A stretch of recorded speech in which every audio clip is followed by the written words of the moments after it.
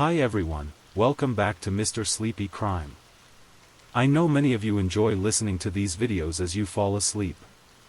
So before you drift off, I'd love for you to leave a comment letting me know where in the world you're tuning in from, and if you're enjoying the story, don't forget to like and subscribe.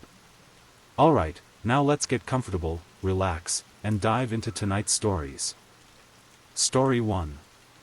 I want you to close your eyes for a moment and imagine Columbia, South Carolina, in the spring of 2019. The University of South Carolina campus is alive with the energy that comes as winter fades and students begin to dream of summer break. Dogwood trees are beginning to bloom, casting delicate pink and white petals across walkways where students hurry between classes, their backpacks heavy with the weight of final projects and upcoming exams. The 5 Points District, just a short distance from campus, represents everything that college nightlife should be, a collection of bars and restaurants where students gather to celebrate surviving another week of classes, to commend each other on presentations well delivered, to simply exist in that magical space between adolescence and full adulthood where every night feels like it could be the beginning of something wonderful. The streets of 5 Points have witnessed thousands of college stories over the decades, first dates that led to marriages, friendships forged over late-night pizza, celebrations of job offers and graduate school acceptances. It's a place where young people go to feel alive, to feel connected, to feel safe in the company of their peers. On most nights, it delivers exactly that experience. Among the thousands of students who called Columbia home was Samantha Lee Josephson, though most people who knew her well called her Sam. At 21 years old, she carried herself with the kind of quiet confidence that comes from knowing exactly where you're headed in life. Sam wasn't the type to draw attention to herself through dramatic gestures or loud proclamations. Instead, she was the kind of person who made an impression through her genuine interest in others, her infectious laugh that seemed to bubble up from somewhere deep inside her, and her unwavering belief that she could make the world a little bit better. Standing about 5 feet 6 inches with long, dark hair that she often wore pulled back when she was studying, Sam had the kind of warm brown eyes that made people feel heard when they spoke to her. Friends would later describe her as someone who remembered the small details, your favorite coffee order, the name of your childhood pet, the date of an important job interview you'd mentioned weeks earlier. Sam's story begins about 700 miles northeast of Columbia, in Robbinsville, New Jersey, a township of about 14,000 people nestled in Mercer County. Robbinsville is the kind of place where neighbors still wave to each other from their driveways, where high school football games draw crowds that include 3 generations of the same families, and where a young person's college acceptance letter becomes neighborhood news worth celebrating. Sam grew up in a close-knit family that valued education, hard work, and looking out for one another. Her parents, Seymour and Marcy Josephson, had built their lives around creating opportunities for their children while instilling in them the importance of using those opportunities to help others. Seymour worked in business, while Marcy dedicated herself to various community volunteer efforts, showing Sam from an early age that success meant more than personal achievement, it meant lifting others up along the way. From childhood, Sam displayed the kind of empathy that couldn't be taught, only nurtured. She was the kid who noticed when someone was sitting alone at lunch and would quietly move to include them. She volunteered at local animal shelters, not because it would look good on college applications, but because she genuinely couldn't stand the thought of abandoned animals waiting alone for someone to care about them. Her parents would often find her in her room doing homework while simultaneously texting with friends who needed someone to listen to their problems. At Robbinsville High School, Sam wasn't the valedictorian or the student council president, but she was something perhaps more valuable: she was the person others trusted. Teachers appreciated her thoughtful questions and her genuine engagement with difficult topics. She wasn't the student who raised her hand just to hear her own voice. When Sam spoke up in class, it was because she had something meaningful to contribute to the conversation. Her interest in law began to crystallize during her junior year, when a guest speaker, a local attorney who specialized in family law, visited her government class. The attorney talked about representing children in custody disputes, about being the voice for those who couldn't advocate for themselves. Something about that concept resonated deeply with Sam. After class, She approached the attorney with questions that revealed she'd been thinking seriously about how the legal system could be used as a tool for protection rather than just punishment. That conversation sparked something in Sam that would guide the rest of her academic journey. She began reading about civil rights law, about attorneys who had used their skills to fight for social justice, about the way legal advocacy could change entire communities. Her parents watched with pride as their daughter's passion for justice began to take concrete shape. When it came time to choose a college, Sam had several options. Her grades and SAT scores would have gotten her into schools closer to home, but she was drawn to the University of South Carolina for reasons that went beyond academics. The political science program was strong, yes, but what really attracted her was the school's commitment to public service and civic engagement. Sam loved the idea of being part of a larger, more diverse community than she'd known in Robbinsville. She was excited about living in a place where she could meet people from different backgrounds, where she could expand her understanding of the world beyond the comfortable boundaries of suburban New Jersey. Her parents were initially nervous about their daughter moving so far from home, but they recognized that Sam's dreams required room to grow. The transition to college life wasn't entirely smooth. Sam experienced the homesickness that hits most freshmen, especially those who've moved far from family. But she approached college the same way she approached everything else, with determination, openness, and genuine care for the people around her. She joined study groups, participated in community service projects, and slowly built a network of friends who appreciated her loyalty and her ability to find humor even in stressful situations. By her senior year, Sam had truly made Columbia home. She'd found her rhythm in the political science program, developing particular interests in constitutional law and civil rights. Her professors appreciated her analytical mind and her ability to see multiple sides of complex issues. She wasn't the student who simply regurgitated information. She wrestled with ideas, asked challenging questions, and pushed herself to understand not just what the law said, but why it existed and how it could be improved. To support herself through school, Sam worked at a local restaurant, where her natural warmth made her popular with both customers and coworkers. She had a gift for making people feel comfortable, whether she was explaining the daily specials to a nervous first-time customer or helping a new coworker learn the ropes. Her manager would later describe her as the kind of employee who made everyone else's job easier simply by being present. Sam's social life revolved around a close group of friends who shared her values and supported her ambitions. They studied together, celebrated each other's successes, and provided comfort during the inevitable stress of senior year. These weren't casual college friendships built solely around partying. These were relationships built on mutual respect and genuine affection. Her friends knew they could count on Sam to be there for them, just as she knew she could count on them. Friday, March 29, 2019, began like thousands of other days in Sam's college career. She woke up in the apartment she shared with roommates near campus, probably hitting the snooze button once or twice before finally getting up to face the day. It was the kind of spring morning that reminded you why people love living in the South, warm enough to wear shorts, but with a breeze that carried the scent of blooming flowers. Sam had classes that day, and friends who saw her described her as being in good spirits. She was in the home stretch of her senior year, with graduation just weeks away. The acceptance letter from Drexel University's law school was still relatively new, and she was still riding the high of knowing that her dreams were about to become reality. She talked excitedly about her plans for law school, about the apartment she'd need to find back in the Philadelphia area, about the kind of law she wanted to practice.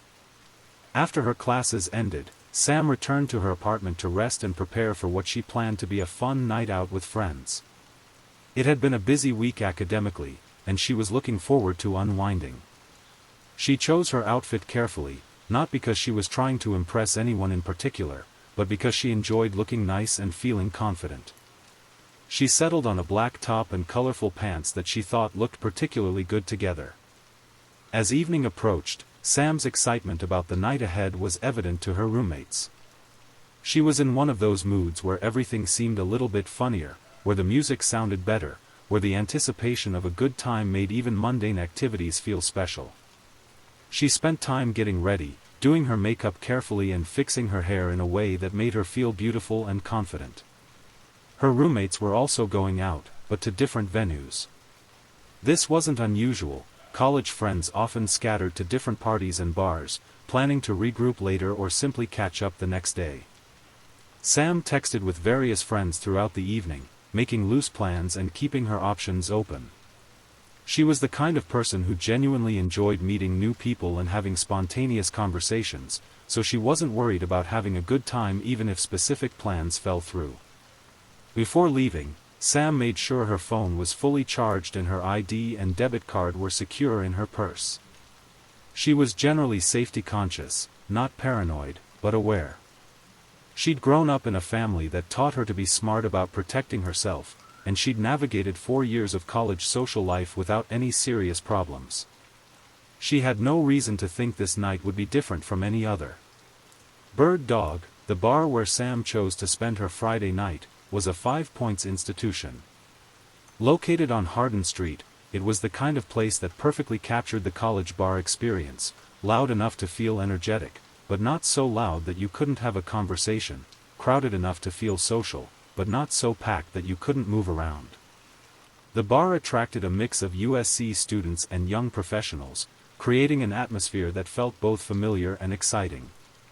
Sam arrived at Bird Dog with friends, but as often happens during nights out, the group's dynamics shifted throughout the evening.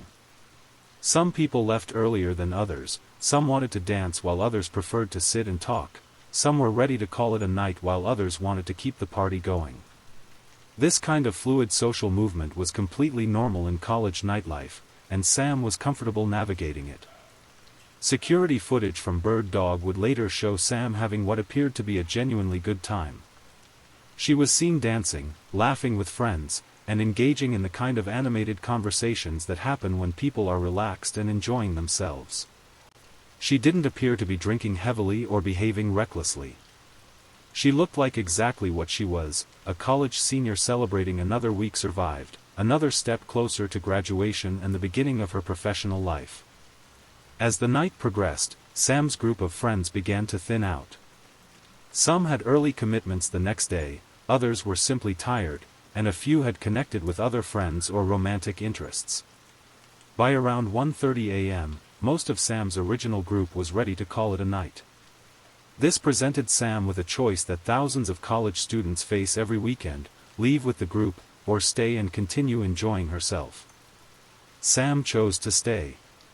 It wasn't an unusual decision, and it wasn't a reckless one. She was having fun, she felt safe in the familiar environment of 5 Points, and she wasn't ready for the night to end. Her friends weren't concerned about leaving her. Sam was known for being responsible and capable of taking care of herself. They said their goodbyes with the casual affection of people who expected to see each other again soon, probably for lunch the next day or studying on Sunday. After her friends left, Sam continued to socialize at Bird Dog. She talked with other students, danced a bit more, and simply enjoyed the feeling of being young and free on a Friday night in a college town. She wasn't looking for trouble, wasn't taking unusual risks, wasn't doing anything that millions of other college students don't do every weekend. She was simply living her life, making choices that felt right in the moment, trusting that the world would treat her with the same basic decency she showed to others. As 2 a.m. approached, Sam began to think about heading home. She'd had a good night, but she was getting tired, and she had things she wanted to do the next day. The crowd at Bird Dog was starting to thin out as people either left for home or migrated to other venues that stayed open later. Sam finished her drink, said goodbye to the people she'd been talking with, and gathered her purse to leave.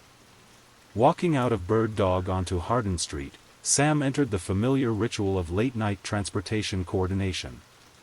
Like most college students, she didn't have a car on campus, so getting home meant either walking, catching a ride with friends, or using a rideshare service. The distance to her apartment wasn't impossible to walk, but it wasn't particularly safe or comfortable to do so alone at 2 a.m., especially for a young woman. Sam pulled out her phone and opened the Uber app, a piece of technology that had revolutionized how college students got around safely.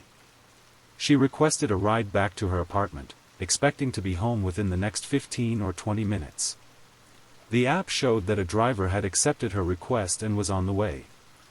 Everything seemed normal, routine, safe. Sam had no way of knowing that someone else was also watching the streets of 5 Points that night, someone with very different intentions. While Sam was enjoying her night out, another person was also moving through the streets of Columbia with his own agenda. Nathaniel David Rowland, 24 years old, had grown up in the Columbia area, but his life had taken a very different trajectory than Sam's. Where Sam's childhood had been marked by stability, support, and encouragement to pursue her dreams, Rowland's background was more complicated, marked by instability and poor choices that had gradually led him toward increasingly dangerous behavior. Rowland wasn't a stranger to law enforcement. He had a criminal record that included various charges, though nothing that had resulted in serious prison time. Those who knew him described a person who seemed angry at the world, resentful of other success, and increasingly willing to take what he wanted rather than work for it. He was the kind of person who blamed others for his problems while refusing to acknowledge his own role in creating them. On the night of March 29, 2019, Rowland was driving his black Chevrolet Impala through Columbia with no legitimate purpose. He wasn't going to work, wasn't meeting friends, wasn't heading home after a normal evening out. Instead, he was prowling, looking for an opportunity. What kind of opportunity, exactly, may never be fully known, but the evidence suggests he was specifically targeting young women who appeared to be alone and potentially vulnerable. 5 Points, with its concentration of bars and late-night activity, represented the perfect hunting ground for someone with Rowland's intentions.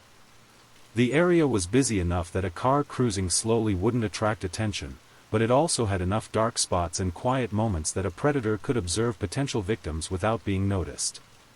The normal late-night rhythms of a college area, people coming and going, calling for rides, standing alone on sidewalks, provided cover for someone with malicious intent.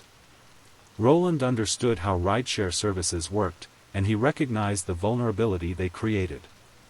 Young people, often under the influence of alcohol, standing alone on dark streets, looking for cars they'd never seen before driven by people they'd never met. The system was built on trust that the right car would show up, trust that the driver was who they claimed to be, trust that everyone involved had good intentions. But trust, Rowland had learned, could be weaponized. A young woman expecting an Uber driver would be looking for a car that generally matched the description provided by the app. In the darkness, with limited visibility and possibly impaired judgment, it would be easy to mistake one car for another. All it would take was confidence, the right timing, and a victim who was distracted or uncertain. As Rowland drove through 5 Points in the early morning hours of March 30th, he was engaged in a process that law enforcement experts call victim selection. This isn't a random process. Predators typically look for specific characteristics that suggest vulnerability and opportunity. They want someone who appears isolated, potentially impaired, distracted, and unlikely to be immediately missed if something goes wrong. Sam, standing alone on Hardin Street at 2 a.m., checking her phone and clearly waiting for transportation, fit the profile Rowland was looking for. She was young, alone, and focused on her phone rather than paying attention to her surroundings. She appeared to be in that vulnerable state that occurs when someone is transitioning from one safe space to another, no longer protected by the crowd inside the bar, but not yet safely home. Rowland had probably observed other potential victims that night, but for whatever reason, he hadn't acted.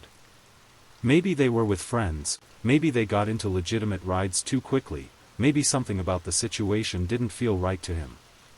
But when he saw Sam, something clicked. Here was an opportunity that aligned with whatever dark purpose had driven him to prowl the streets that night.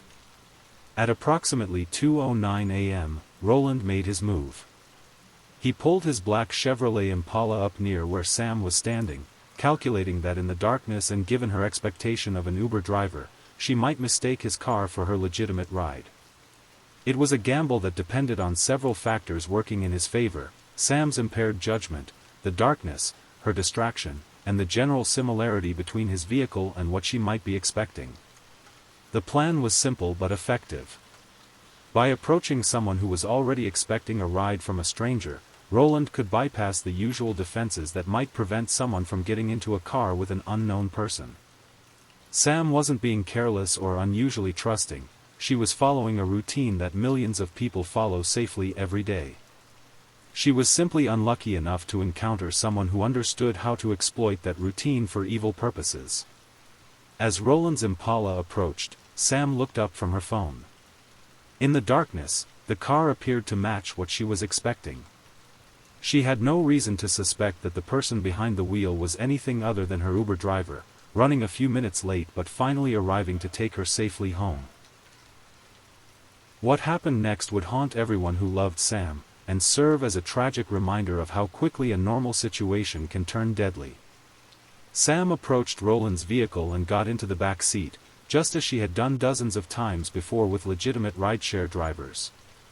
She was probably tired, ready to get home, and thinking about whether she wanted to grab something to eat before going to bed. For a few moments, everything probably seemed normal. Roland was likely polite, even friendly, as he pulled away from the curb. He needed Sam to remain calm and unsuspicious long enough to get away from the busy area around 5 Points. The last thing he wanted was for her to realize something was wrong while they were still in an area where she might be able to escape or attract help. But Sam was smart, and she wouldn't have remained unaware for long. At some point during the drive, she would have realized that they weren't heading toward her apartment. Maybe she noticed they were going in the wrong direction, maybe she tried to give directions and Roland ignored them, maybe she asked him to confirm her address and he couldn't answer. However it happened, Sam would have realized that she was in serious danger. What Sam experienced during the next period of time is difficult to think about, but it's important to acknowledge her courage and her will to survive. Physical evidence would later show that Sam fought back against her attacker with everything she had. She didn't go quietly or passively, she resisted, she struggled, she tried to save herself. The forensic evidence painted a picture of a young woman who refused to give up, even when facing overwhelming odds. Sam's DNA was found under Roland's fingernails, indicating that she had fought him fiercely enough to leave marks. Blood evidence in multiple locations within the vehicle showed that the attack had been prolonged and violent, but also that Sam had continued to resist throughout the ordeal. It's important to remember that Sam's fight wasn't futile. Her resistance would later provide crucial evidence that helped convict her killer. Every scratch she left on him, every drop of blood that transferred to unexpected locations, every sign of struggle became part of the case that would ultimately bring him to justice. Even in her final moments, Sam was helping to ensure that her killer would be caught. The details of Sam's murder are horrific, and out of respect for her memory and her family, we won't dwell on the specifics of her injuries. What's important to understand is that Sam died as a result of multiple sharp force injuries inflicted with what investigators believe was a multi-tool or similar weapon. The attack was savage and prolonged, suggesting that Roland's intent was not just robbery or even sexual assault, but murder itself. Sam's body was found in a wooded area in Clarendon County, about 90 miles southeast of Columbia. The location was remote, clearly chosen because Roland believed it would be a long time before anyone found her. He was wrong about that, but the isolation of the dump site revealed the calculated nature of his crime.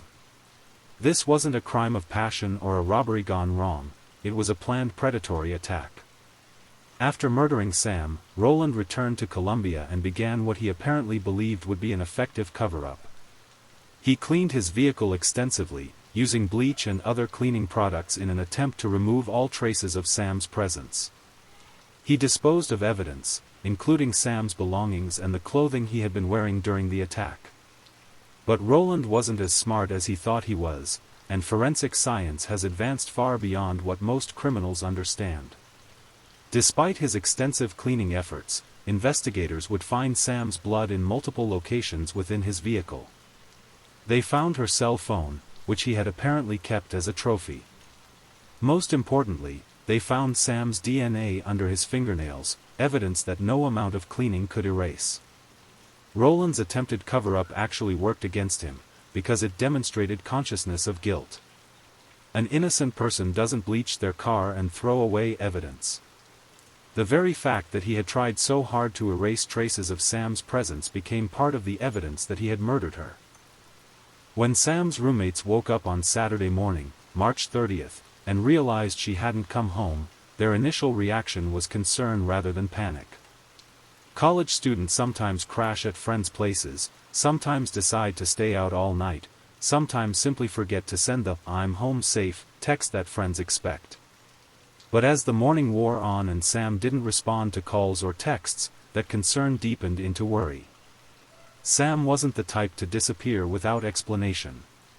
She was responsible, considerate, and aware that people worried about her. When she didn't answer her phone by mid-morning, her friends knew something was wrong. They began calling other people who had been out the night before, trying to piece together Sam's movements after they had left Bird Dog. By Saturday afternoon, it was clear that no one had seen or heard from Sam since she had been standing outside Bird Dog in the early morning hours. Her roommates contacted her parents in New Jersey, a phone call that every parent dreads receiving.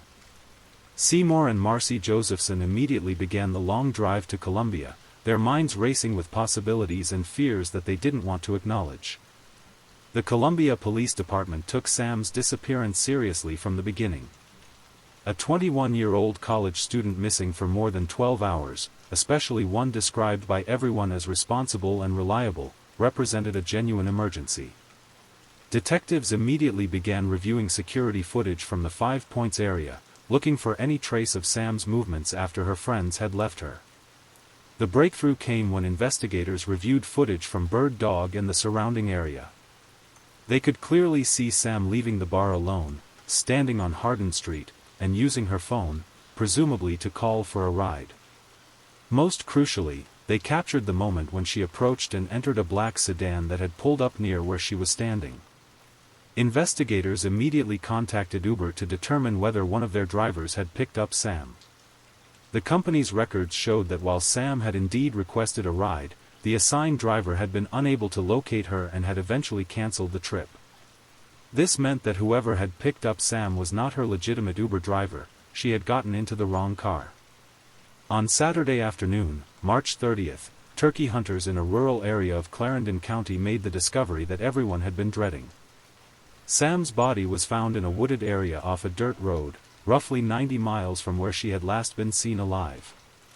The location was remote and difficult to access, clearly chosen by her killer as a place where she might not be found for a long time. The condition of Sam's body immediately told investigators that they were dealing with a homicide, not a missing person case that had ended tragically but accidentally. The nature and extent of her injuries made it clear that she had been the victim of a violent, intentional attack. The medical examiner would later determine that Sam had died from multiple sharp force injuries, consistent with being attacked with a knife or similar weapon. The discovery of Sam's body transformed the investigation from a missing person case into a murder investigation. Detectives knew they were looking for someone who had not only killed Sam but had gone to considerable effort to hide her body. The remote location of the dump site suggested that the killer was familiar with the area and had planned the disposal carefully. With Sam's body recovered, investigators intensified their efforts to identify the black sedan seen in the security footage. They expanded their review of traffic cameras and license plate readers throughout Columbia, looking for vehicles that matched the description and had been in the 5 Points area around the time of Sam's disappearance. The digital investigation proved crucial. Cell phone data analysis revealed devices that had been present in both the 5 Points area at the time of Sam's disappearance and in Clarendon County around the time her body was likely dumped. This technology, which tracks the movement of cell phones through their connections to various towers, provided investigators with a digital trail that led them to their primary suspect. The breakthrough came when investigators identified Nathaniel Rowland as the owner of a black Chevrolet Impala that had traveled from Columbia to Clarendon County during the relevant time frame. When they located Rowland and his vehicle, they found that he had been in the process of extensively cleaning the car. More suspiciously, they observed him disposing of items in a dumpster behind his girlfriend's residence. On March 30th, just hours after Sam's body was discovered, Nathaniel Rowland was arrested and charged with her murder. The arrest came after investigators retrieved the items Roland had been disposing of, which included cleaning supplies and women's clothing that didn't belong to anyone in his household. Despite Roland's extensive efforts to clean his vehicle, forensic investigators found compelling physical evidence linking him to Sam's murder. Sam's blood was discovered in multiple locations within the Impala, including the trunk and back seat. Her cell phone was found in the vehicle, along with her bank card. Most damning of all, Sam's DNA was found under Roland's fingernails, providing clear evidence of the struggle that had taken place. Investigators also recovered what they believed to be the murder weapon, a multi-tool with knife attachments that had been cleaned but still contained trace amounts of blood evidence. The pattern and nature of Sam's injuries were consistent with wounds that would have been inflicted by such a weapon. The evidence painted a clear and horrifying picture of what had happened to Sam after she got into Roland's car. The case against Nathaniel Roland was strong, but prosecutors knew they needed to present it carefully and thoroughly. Sam's murder had shocked the Columbia community and attracted national attention, particularly because of its connection to rideshare safety. The prosecution team was led by experienced attorneys who understood both the legal complexities of the case and the emotional weight it carried for everyone involved. The defense faced an almost impossible task. The physical evidence against Roland was overwhelming, and there was no credible alternative explanation for how Sam's blood, DNA, and personal belongings had ended up in his vehicle. The defense team's strategy appeared to focus on challenging individual pieces of evidence rather than presenting a coherent alternative theory of the crime. Meanwhile, Sam's family was preparing for what they knew would be an incredibly difficult trial. They would have to sit through detailed descriptions of their daughter's final moments, hear evidence about her suffering, and face the person who had stolen her future. Their strength and dignity throughout this process would become an inspiration to everyone who followed the case. Nathaniel Roland's trial began in July 2021, more than 2 years after Sam's murder. The delay had been caused by various factors, including the COVID-19 pandemic and legal motions filed by the defense. For Sam's family and friends, the wait had been agonizing, but they were finally going to see her killer face justice. The prosecution's opening statement laid out a clear narrative of predatory behavior, calculated deception, and brutal murder. They explained how Roland had prowled the 5 Points area looking for a victim, how he had exploited Sam's expectation of an Uber ride to lure her into his vehicle, and how he had then driven her to a remote location where he murdered her. The evidence, they argued, told a story that admitted of only one conclusion: Nathaniel Roland was guilty of murdering Samantha Josephson. The defense's opening statement was much shorter and less detailed.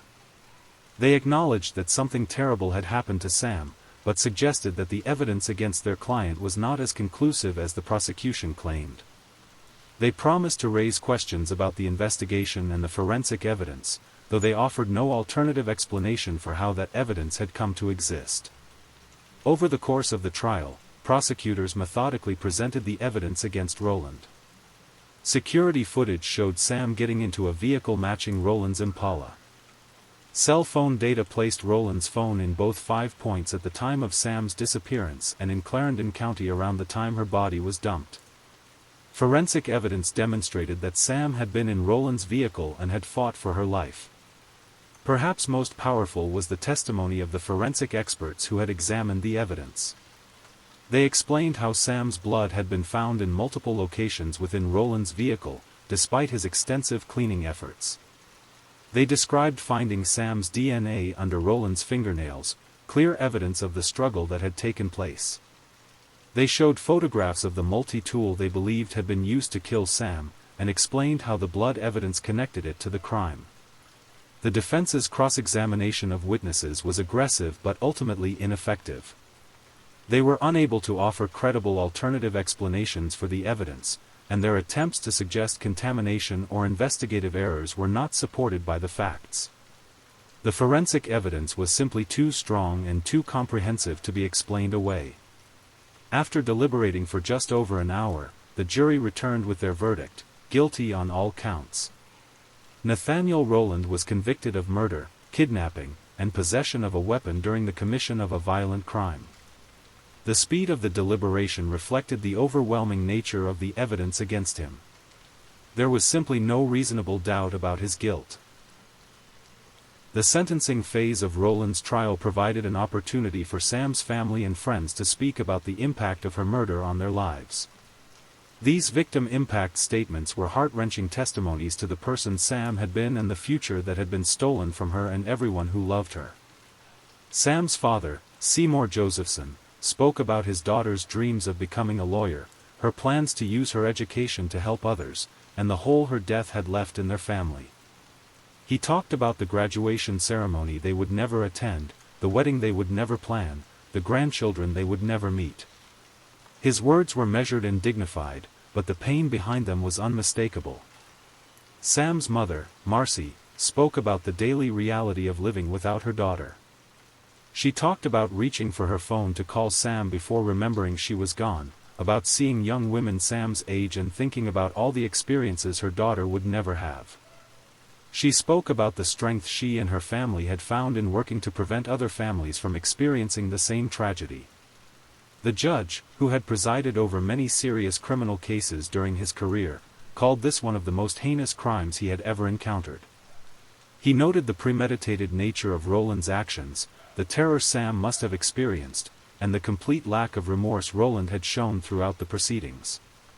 The sentence was life in prison without the possibility of parole. Sam's murder had shocked not just her family and friends, but the entire University of South Carolina community and beyond. Students, faculty, and staff struggled to process how someone could exploit the trust that rideshare services depend on to commit such a heinous crime. Vigils were held, memorials were created, and conversations began about how to prevent similar tragedies. The case highlighted vulnerabilities in the rideshare system that most people had never considered. The simple act of getting into what you believe is your Uber had always seemed relatively safe, protected by the app's tracking systems and the accountability they provided. But Sam's murder demonstrated how a predator could exploit the brief moment of uncertainty that occurs when a passenger is trying to identify their ride. Students at USC and colleges across the country began taking additional precautions when using rideshare services. They started asking drivers to confirm their names and destinations, checking license plates more carefully, and being more aware of their surroundings while waiting for rides. Sam's death had made everyone a little more cautious, a little less trusting, a little more aware of their vulnerability. Perhaps the most significant outcome of Sam's murder was the passage of legislation designed to prevent similar crimes. South Carolina quickly passed what became known as Samantha's Law, which required rideshare vehicles to display illuminated license plates and other identifying features that would make it easier for passengers to identify their correct ride. The law also mandated that rideshare drivers display signs in their front and rear windows that could be easily seen by passengers. These changes were designed to eliminate the confusion that had allowed Roland to successfully impersonate an Uber driver. The legislation was signed by South Carolina's governor in May 2019, just 2 months after Sam's murder. Other states followed South Carolina's lead, passing similar legislation to protect rideshare passengers. The changes weren't just symbolic, they were practical measures that could genuinely prevent future tragedies. Sam's death had exposed a vulnerability in a system that millions of people used every day, and lawmakers moved quickly to address that vulnerability. But beyond the legislative changes, Sam's story became a powerful reminder of the importance of personal safety awareness. Her murder sparked conversations in families across the country about rideshare safety, about trusting but verifying, about the precautions we all need to take in an increasingly connected but sometimes dangerous world. As we near the end of Sam's story, it's important to remember that she was much more than a victim of a terrible crime. She was a daughter who called her parents regularly, checking in on their lives and sharing news about her classes and plans. She was a friend who remembered birthdays, offered comfort during difficult times, and celebrated others' successes with genuine joy. Sam was a student who took her education seriously, not just as a path to personal success but as preparation for a life of service to others. She was someone who saw the law as a tool for justice, who believed that she could use her legal education to make the world a little bit fairer for people who needed an advocate. She was planning to specialize in areas of law that would allow her to help children and families, continuing the pattern of service that had defined her life. She was also someone who loved small pleasures, good food, time with friends, music that made her want to dance, movies that made her laugh. She had plans for the summer before law school, ideas about where she wanted to live, dreams about the kind of lawyer she wanted to become. All of these plans and dreams were cut short by someone who saw her not as a person with hopes and fears and people who loved her, but as an opportunity to inflict harm. Sam's murder didn't just affect her immediate family and friends, it sent ripples through the entire community and beyond. Her classmates at USC struggled with the randomness of her death, the way it demonstrated that terrible things could happen to good people who were simply living their lives. Her professors mourned the loss of a promising student who had shown real potential to make a positive difference in the world. The restaurant where Sam had worked held a memorial service for her, with co-workers sharing stories about her kindness, her work ethic, and her ability to make even difficult shifts feel manageable through her positive attitude. Regular customers who had gotten to know her were shocked to learn of her death, remembering her warm smile and genuine interest in their lives. In Robbinsville, New Jersey, the community where Sam had grown up rallied around the Josephson family. Neighbors, high school classmates, teachers, and family friends all came together to support Seymour and Marcy during their darkest time. The outpouring of love and support demonstrated the impact Sam had made on everyone who had known her, even briefly. Sam's death, while tragic and senseless, did not happen in vain if we consider the changes it prompted. The legislative reforms that followed her murder have made rideshare services safer for millions of people. The increased awareness of rideshare safety risks has led countless individuals to take additional precautions that could save their lives. But perhaps more importantly, Sam's story has become a reminder of the preciousness of life and the importance of protecting one another. It has sparked conversations about personal safety, about looking out for friends and strangers alike, about the responsibility we all have to create a world where people like Sam can pursue their dreams without fear. The Josephson family has worked tirelessly to honor Sam's memory through advocacy and education. They have spoken at universities, worked with legislators, and partnered with rideshare companies to implement safety measures. Their strength in the face of unimaginable loss has been an inspiration to everyone who has followed their story. Sam's friends have carried her memory with them as they've graduated, started careers, and built families of their own. They remember her kindness, her laughter, her determination to make the world better. In their own ways, they continue the work she planned to do, making sure that her dreams of helping others live on through their actions. As we reflect on Sam's story, we're left with questions that don't have easy answers. How do we balance trust with caution in a world where most people are good but some are dangerous? How do we maintain our faith in human decency while protecting ourselves from those who would exploit that faith? How do we honor the memory of victims like Sam while still living full, open lives? These questions don't have simple solutions, but Sam's story suggests some partial answers. We can be smart without being paranoid. We can take reasonable precautions without living in fear. We can trust but verify, as the old saying goes. Most importantly, we can remember that behind every true crime story is a real person whose life had meaning and value beyond the circumstances of their death. True crime stories like Sam's serve a purpose beyond entertainment. They remind us of our shared vulnerability and our shared responsibility to protect one another. They help us understand how predators operate so we can better defend against them. They honor the memories of victims by ensuring their stories are told with respect and accuracy. But it's crucial that we remember Sam as more than just a cautionary tale. She was a young woman with dreams, plans, and people who loved her deeply. She was someone who made a positive difference in the lives of everyone she encountered. Her story is tragic, but it's also a reminder of the good that exists in the world and the importance of protecting that good from those who would destroy it. As this story comes to an end, the rain continues to fall outside, creating a peaceful soundtrack for reflection. Sam's story asks us to consider how we can live more safely while still living fully, how we can be more aware without becoming fearful, how we can honor the victims of senseless crimes by working to prevent future tragedies. If Sam could speak to us now, she would probably want us to remember her not for how she died, but for how she lived. She would want us to be kind to one another, to pursue our dreams with determination, to use our education and opportunities to help others. She would want us to take reasonable precautions to stay safe, but she wouldn't want us to let fear prevent us from experiencing the joy and connection that make life worth living. The rain that has accompanied us through this story will still carry us to next story, just as Sam's story, and the lessons it teaches us, will continue. Her legacy lives on in the safety measures that protect other young people, in the increased awareness that prevents other tragedies, and in the memory of a bright, kind, determined young woman who deserved so much more time to make her mark on the world.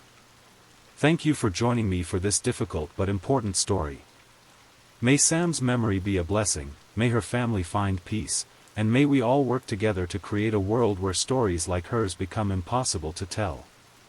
If you're still awake and listening, please don't forget to comment where you're listening from and the current time in your corner of the world.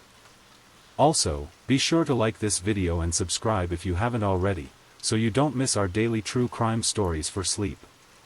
Now, let's move on to our next story. Story 2.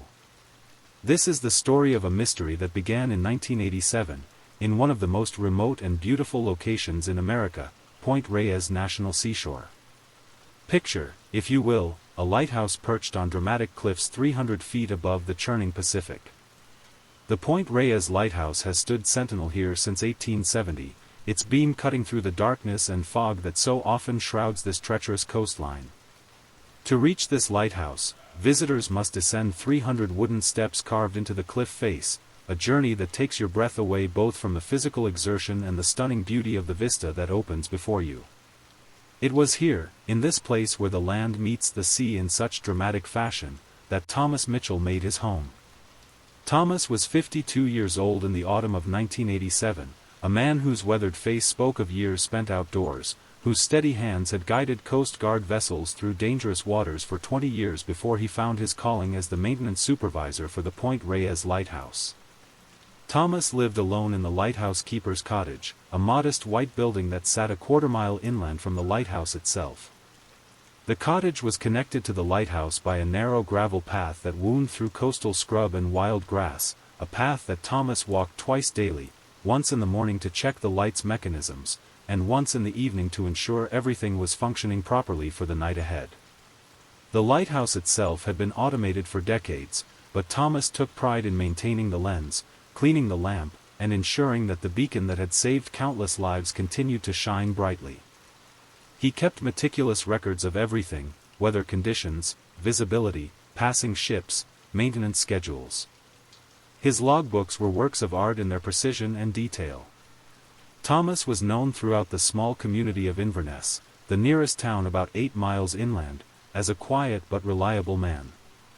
He shopped for groceries every Thursday, attended the Methodist Church on Sundays when weather permitted, and occasionally stopped by Menka's Inverness Lodge for their famous oysters and a quiet beer.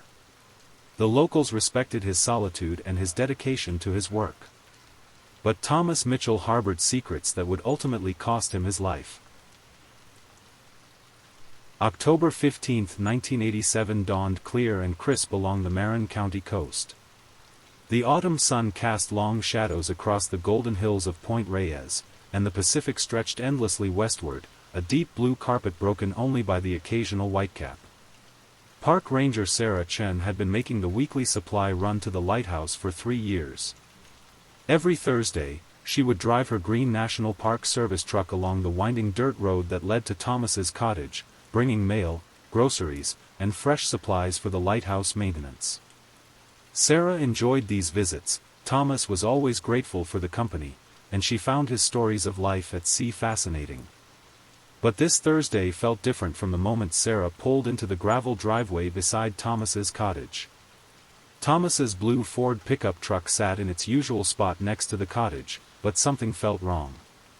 The cottage was too quiet. Usually, Thomas would emerge from the front door at the sound of her truck, wiping his hands on a work rag and greeting her with his characteristic half-smile. Today, there was no sign of movement. Sarah knocked on the front door. "Thomas? It's Sarah with your supplies." Her voice echoed slightly in the morning air, but there was no response.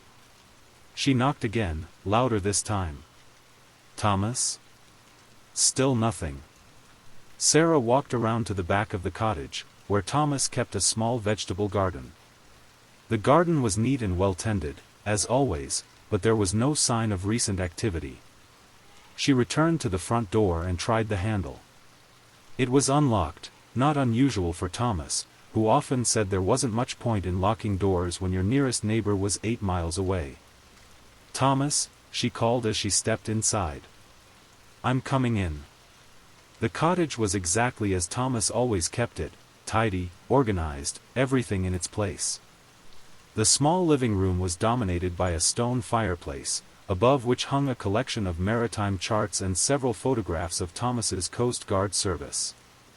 A well-worn leather chair sat facing the fireplace, with a small table beside it holding a cup of coffee.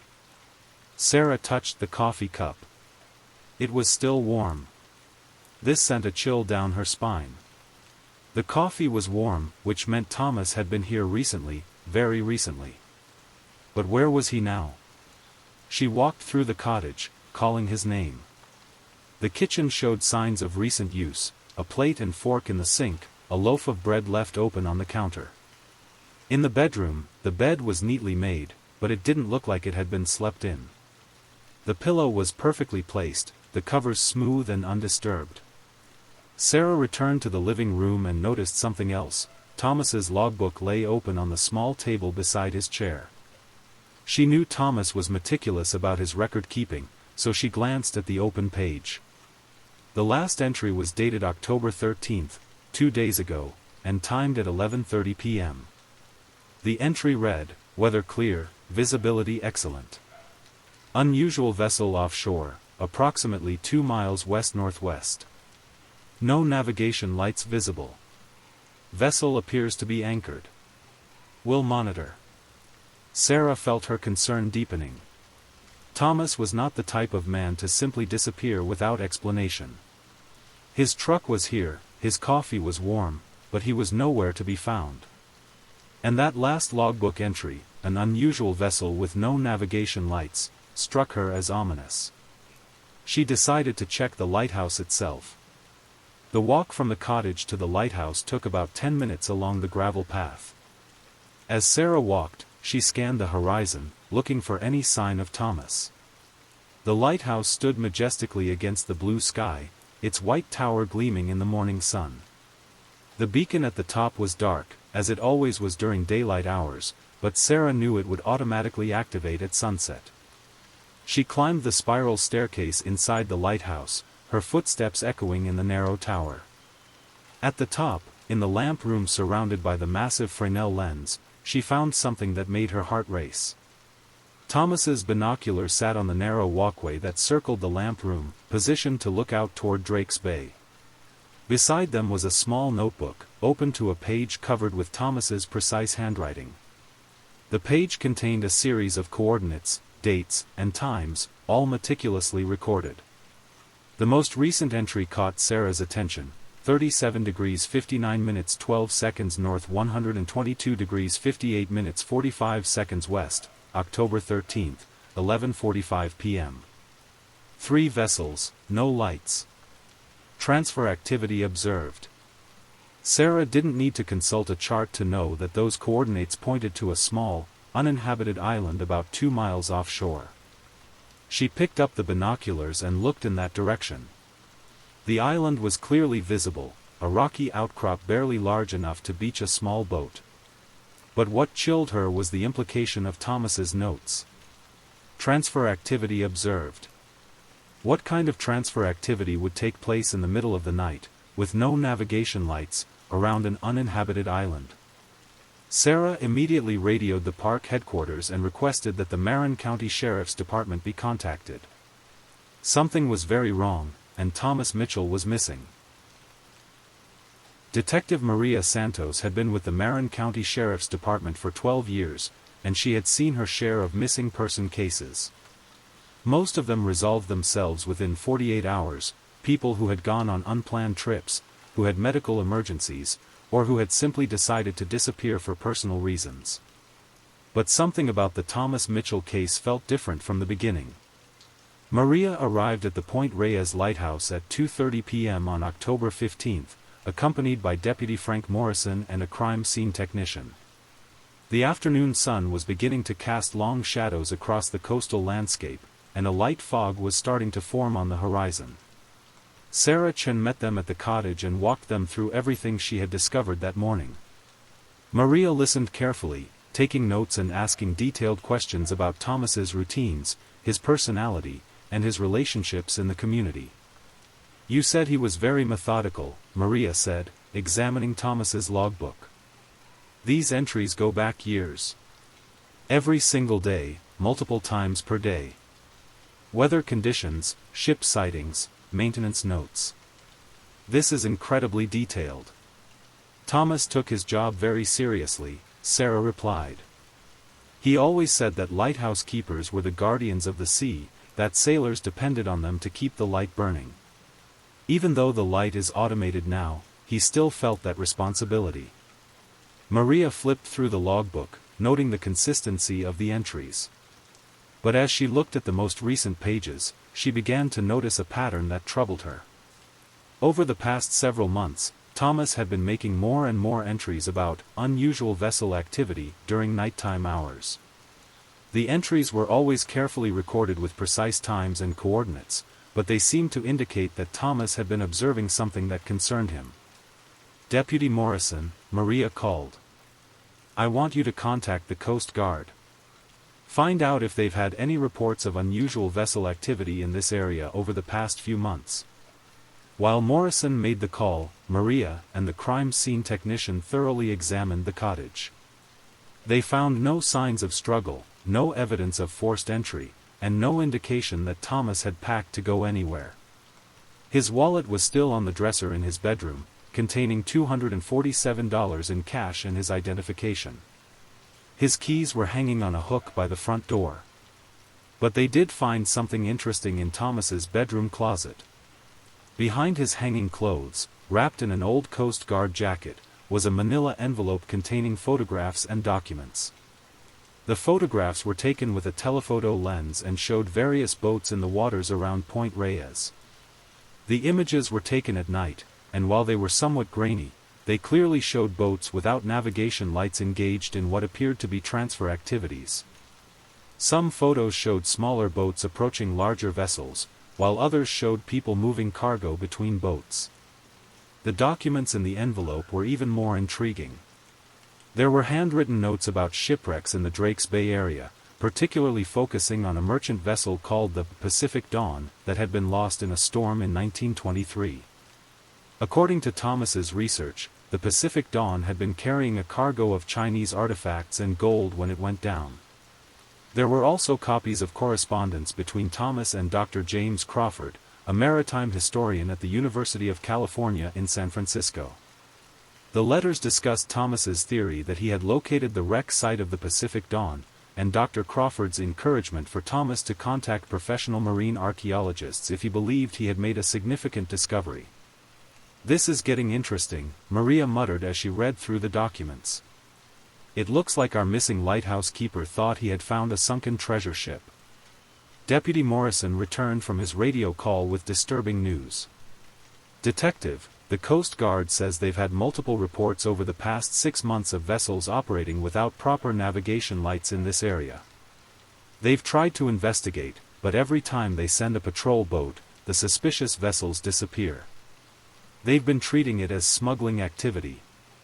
Maria felt the pieces of a puzzle beginning to come together. Thomas Mitchell, with his elevated position at the lighthouse and his methodical nature, had been in the perfect position to observe and document illegal activity in the waters around Point Reyes. The question was, what had he done with that information? As the sun began to set on October 15, Maria made the decision to expand the investigation.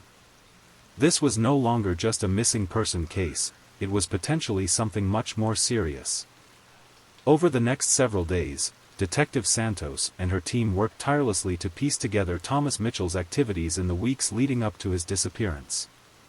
What they discovered painted a picture of a man who had stumbled onto something much larger and more dangerous than he had initially realized.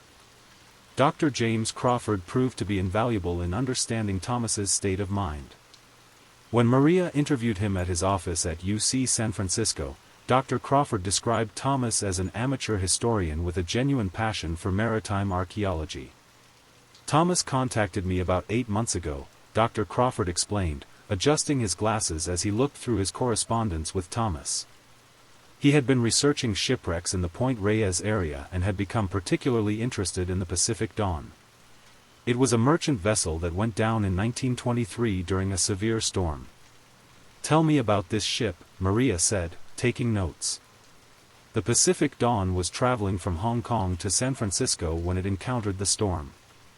According to the manifest, it was carrying a valuable cargo of Chinese artifacts, porcelain, jade, artwork, as well as a shipment of gold coins. The ship was never found, and the cargo was never recovered. Over the years, it became something of a local legend.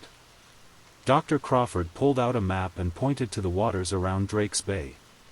Thomas believed he had located the wreck site based on his observations of the tides, the wind patterns from that night in 1923, and the most likely course the ship would have taken. He was quite methodical in his research. "Did he ever mention observing modern boat activity in that area?" Maria asked. Dr. Crawford nodded gravely. "In his more recent letters, yes. He mentioned seeing boats operating at night without lights, and he was concerned that they might be disturbing the wreck site. He was planning to contact the National Park Service and possibly the Coast Guard to report what he had observed." This confirmed what Maria had begun to suspect.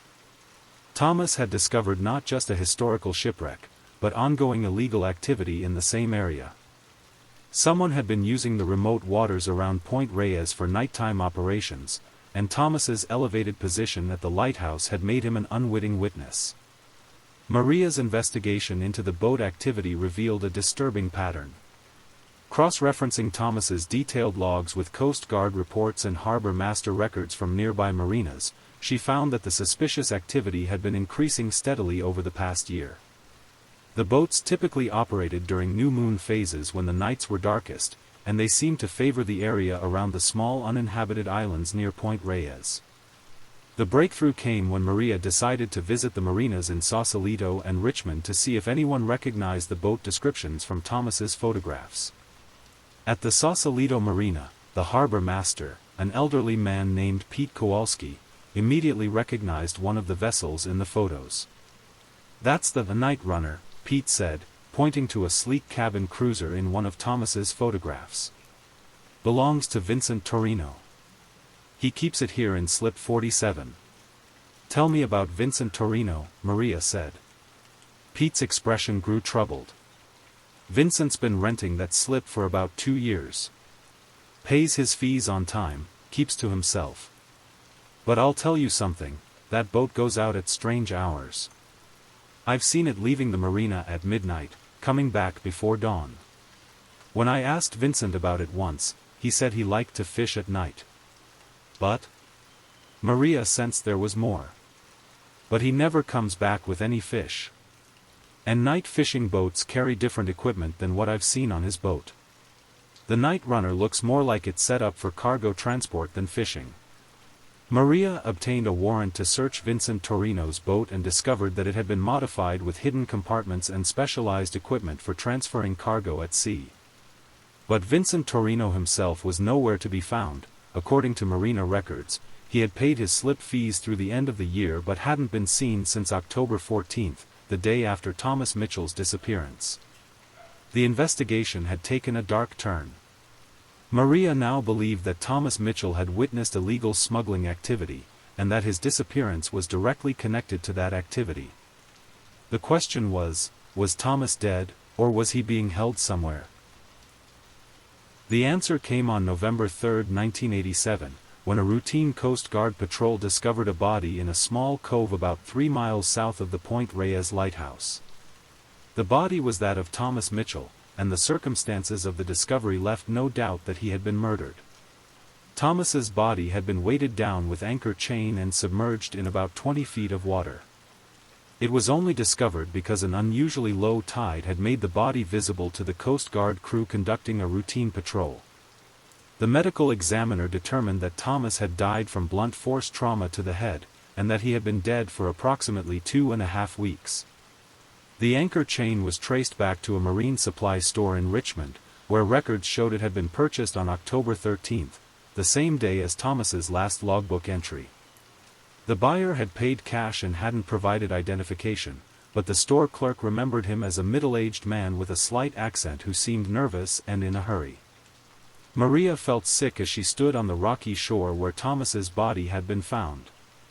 This quiet, methodical man who had simply been doing his job had been murdered because he had witnessed something he shouldn't have seen. The killer had hoped that Thomas's body would never be found, that he would simply be another missing person who had vanished without a trace. But Thomas's own meticulous record-keeping would prove to be his killer's downfall. Back at the lighthouse, Maria and her team made a discovery that broke the case wide open. Hidden in the lamp room of the lighthouse, tucked behind the massive Fresnel lens where only someone familiar with the lighthouse would think to look, they found Thomas's camera. The camera contained 36 photographs that provided clear evidence of the smuggling operation Thomas had been unknowingly documenting. The photos showed boats meeting in the dark waters around Point Reyes, cargo being transferred between vessels, and most importantly, clear images of the people involved in the operation. Among the faces in the photographs was Vincent Torino, the owner of the Night Runner. But there were others as well, men who appeared to be coordinating the transfers, and what looked like Asian artifacts being moved between boats. The photographs told a story of a sophisticated smuggling operation that had been using the remote waters around Point Reyes to transfer stolen cultural artifacts from Asia to buyers in the United States. The operation had been careful to avoid detection by operating only during the darkest nights and using boats without navigation lights. They had chosen the Point Reyes area because of its isolation and the difficulty of patrolling such a rugged coastline. But they hadn't counted on Thomas Mitchell, the dedicated lighthouse keeper who watched the waters every night and recorded everything he saw. Maria now had evidence of the smuggling operation, but she still needed to identify and locate the people involved. The investigation expanded to include federal agencies, as the smuggling of cultural artifacts was a federal crime with international implications. The breakthrough came when Dr. Michael Zhang, a respected art dealer with a gallery in San Francisco's Chinatown, was identified from one of Thomas's photographs. Dr. Zhang had been under investigation by federal authorities for several months on suspicion of dealing in stolen Asian artifacts, but they had been unable to gather enough evidence to make an arrest. Thomas's photographs provided that evidence. As federal agents and Detective Santos worked together to unravel the smuggling network, a complex picture emerged of an operation that had been running for over 3 years. Dr. Michael Zhang was at the center of the operation. His legitimate art gallery in San Francisco's Chinatown provided the perfect cover for selling stolen artifacts to wealthy collectors. Zhang had connections to organized crime groups in Hong Kong and Taiwan who were supplying him with artifacts stolen from museums, private collections, and archaeological sites throughout Asia. The artifacts were being shipped to Mexico, then transported by boat to the remote waters around Point Reyes, where they were transferred to smaller boats and brought to shore. From there, they were taken to Zhang's gallery in San Francisco, where they were provided with false documentation and sold to unsuspecting collectors. Vincent Torino was Zhang's boat captain, responsible for coordinating the transfers and ensuring that the cargo reached shore safely. Torino had military experience and knew the waters around the Bay Area well. He had chosen the Point Reyes area because of its isolation and the difficulty of patrolling such a rugged coastline. The third key player was Captain Robert Dutch Henley, who operated a charter boat service out of Bodega Bay. Henley's boats were used to transport the artifacts from the transfer point to various locations along the coast, where they were picked up by Zhang's associates and taken to the gallery. The operation had been highly successful, with federal investigators estimating that over $2.3 million worth of stolen artifacts had been smuggled through the network over 3 years. The artifacts included ancient Chinese porcelain, jade sculptures, religious artifacts, and even some items that had been stolen from museums in Taiwan and Hong Kong. But Thomas Mitchell's careful documentation had exposed the entire operation. According to the evidence gathered by investigators, Thomas had first noticed the unusual boat activity in early 1987. True to his methodical nature, he had begun documenting what he observed, initially out of curiosity and later out of concern. His logbook entries showed that he had gradually realized that the activity was illegal, and he had been preparing to report it to authorities when he was discovered. The confrontation between Thomas and the smugglers had taken place on the night of October 13, 1987. According to evidence found at the scene and later testimony, Thomas had been returning from his evening check of the lighthouse when he encountered Vincent Torino and another man near his cottage. The men had discovered that Thomas had been photographing their activities and had been keeping detailed records of their operations. They demanded that Thomas turn over his photographs and logbooks, but Thomas had refused. In the confrontation that followed, Thomas had been struck on the head with a heavy object, later determined to be a boat anchor, and had died from his injuries. The killers had then attempted to dispose of Thomas's body in a way that would make it appear that he had simply disappeared. They had weighted his body with anchor chain and submerged it in a remote cove, hoping it would never be found. But they had been careless in other ways. They had left behind evidence at the scene, and they had failed to find all of Thomas's documentation of their activities. Most critically, they hadn't known about the camera hidden in the lighthouse lamp room. The arrests began in December 1987, as federal agents and local law enforcement moved simultaneously to round up the members of the smuggling network. Vincent Torino was arrested at a motel in Ukiah, where he had been hiding since Thomas's murder. In his possession were false identification documents and over $50,000 in cash. When confronted with the evidence against him, including the photographs from Thomas's camera, Torino agreed to cooperate with investigators. Dr. Michael Zhang was arrested at his gallery in San Francisco, where agents found over $500,000 worth of stolen artifacts. Zhang's arrest made headlines in the Bay Area, as he had been a respected figure in the art community and his gallery had been frequented by wealthy collectors and museum curators. Captain Robert Dutch Henley was arrested at his home in Bodega Bay. Henley had been attempting to destroy evidence when agents arrived, but they were able to recover documents that showed the full scope of the smuggling operation. The trial began in the summer of 1988, and the evidence against the defendants was overwhelming. Thomas's photographs provided clear documentation of the smuggling activities, and his meticulous logbooks established a timeline that corroborated the investigators' case. Vincent Torino, facing murder charges, agreed to plead guilty to second-degree murder in exchange for his testimony against the other defendants. His testimony revealed the full extent of the operation and provided details about Thomas's murder that only someone who had been there could have known. According to Torino's testimony, the smugglers had become aware that someone was watching their activities in September 1987. They had noticed changes in the patrol patterns of Coast Guard boats and had suspected that someone was reporting their movements. When they discovered that Thomas had been documenting their activities, they had initially hoped to buy his silence. "We thought he was just looking for a payoff," Torino testified. Zhang thought we could offer him money to keep quiet about what he'd seen. But when we approached him, he made it clear that he was planning to report us to the authorities. He said he had a duty to protect the waters around the lighthouse. The confrontation had escalated when Thomas refused to hand over his photographs and logbooks. In the struggle that followed, Torino had struck Thomas with a boat anchor, killing him instantly. Dr. Michael Zhang was convicted of conspiracy to traffic in stolen cultural artifacts and received a 15-year federal sentence. The stolen artifacts recovered from his gallery were returned to museums in Taiwan and mainland China, where they were displayed with plaques acknowledging Thomas Mitchell's role in their recovery.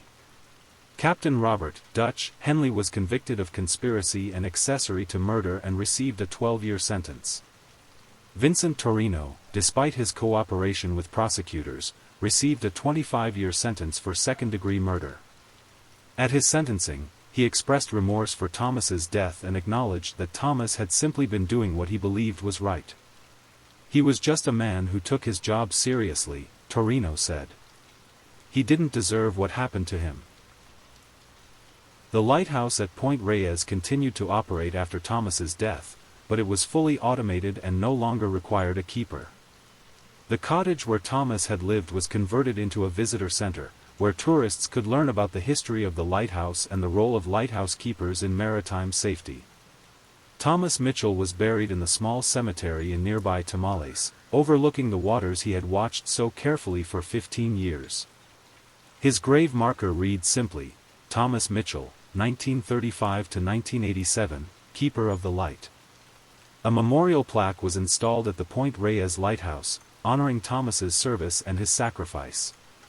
The plaque reads, "In memory of Thomas Mitchell, whose dedication to duty and unwavering commitment to truth helped preserve our cultural heritage and protect our waters."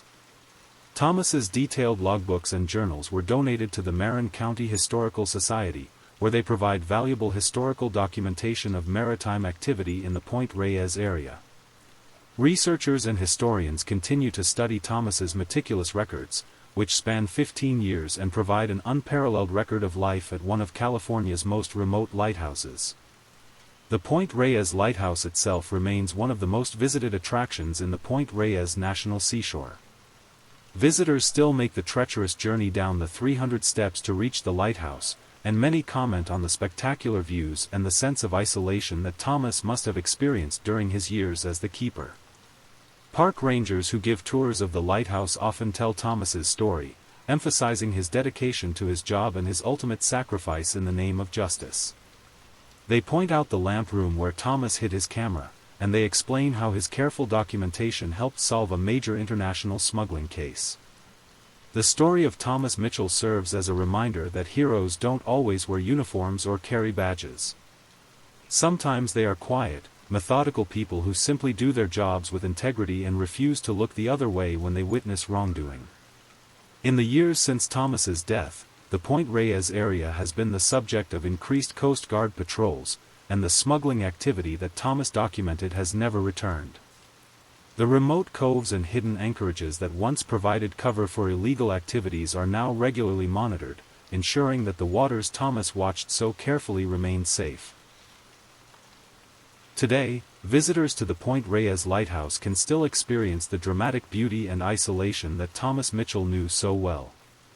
The lighthouse continues to operate automatically, its beams still cutting through the darkness and fog that regularly shroud this rugged coastline.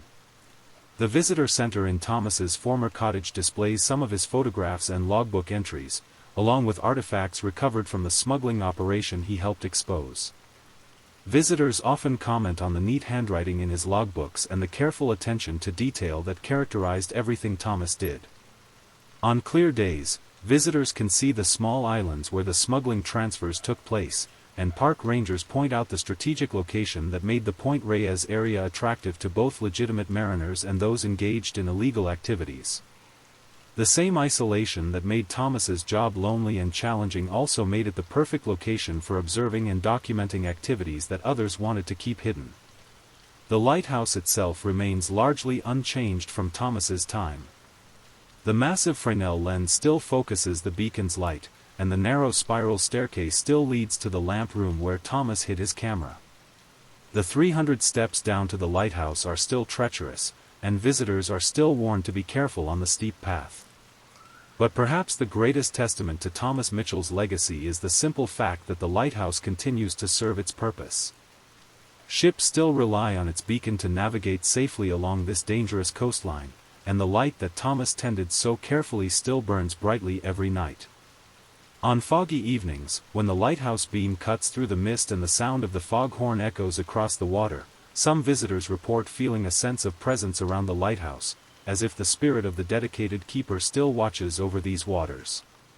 Whether that's true or not, one thing is certain: Thomas Mitchell's commitment to duty, his integrity, and his ultimate sacrifice ensured that the light at Point Reyes continues to shine, serving as both a beacon for ships at sea and a symbol of the ordinary people who do extraordinary things in the service of others. The lighthouse keeper's secret was not a hidden treasure or a personal scandal, it was simply the secret that good people sometimes pay a terrible price for doing the right thing. Thomas Mitchell discovered that secret on a dark night in October 1987, and his story serves as a reminder that heroes are often found in the most unexpected places, doing the most ordinary jobs with extraordinary dedication. As we conclude this story, the rain continues to fall softly, and the lighthouse at Point Reyes continues its eternal vigil, its beams sweeping across the dark waters of the Pacific, keeping watch over all who sail these dangerous seas. If you're still awake, please don't forget to support our channel to keep promoting this community of true crime stories for sleep. Your support and engagement mean the world to us.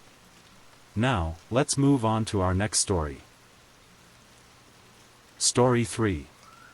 Amy Lynn Bradley was born on May 12, 1974, in Petersburg, Virginia, a historic city nestled along the Appomattox River about 25 miles south of Richmond. Petersburg, with its cobblestone streets and Civil War battlefields, was the kind of place where families knew each other for generations, where children rode their bikes until the streetlights came on, and where young people often dreamed of adventures beyond the city limits. Amy was the daughter of Ron and Iva Bradley, hard-working parents who had built a comfortable middle-class life in their colonial home on a tree-lined street.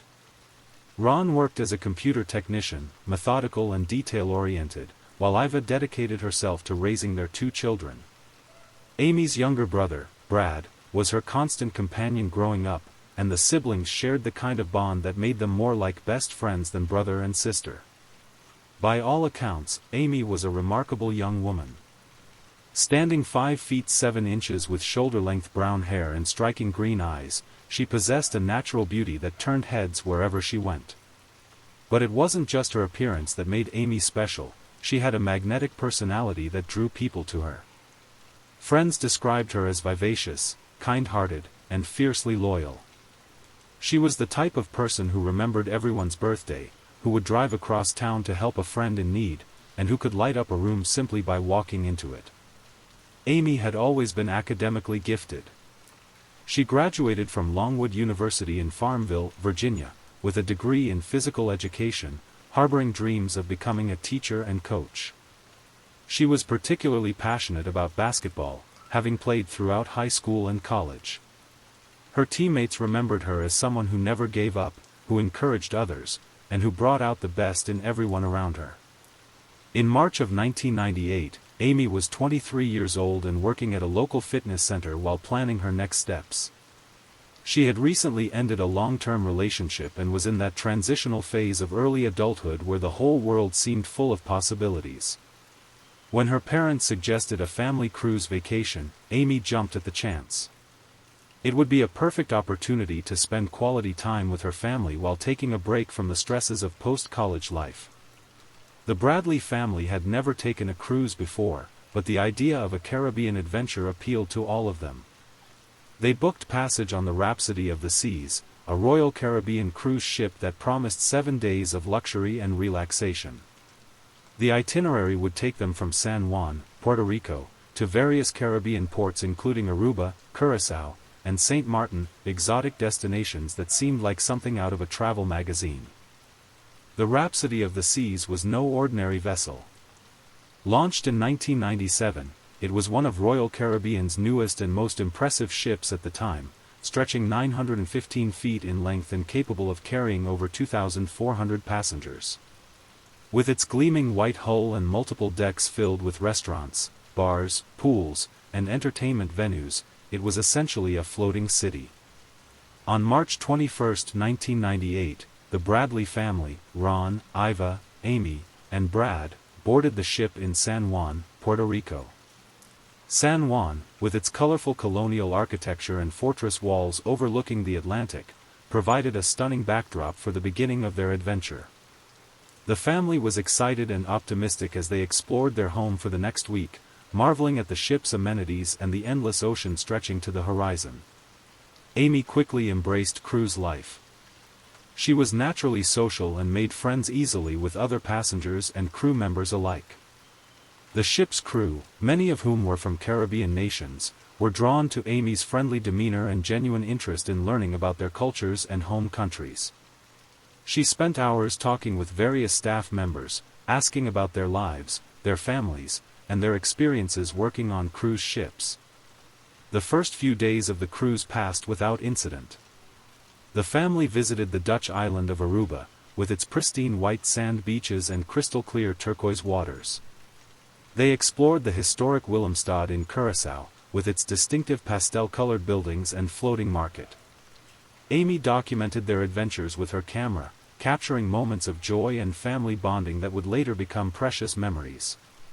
But it was Amy's interactions with the ship's crew that would later become a crucial part of the investigation.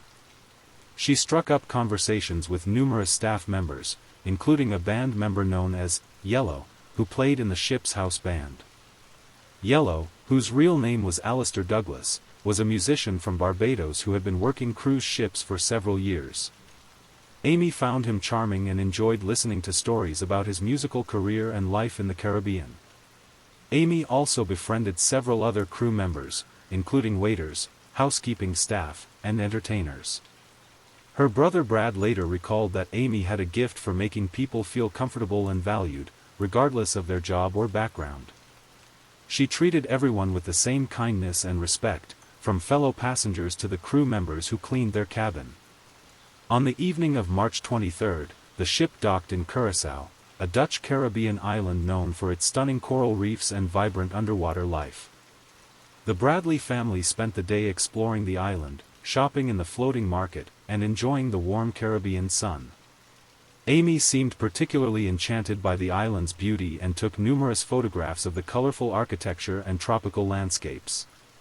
That evening, back on the ship, Amy decided to join some new friends at the ship's disco.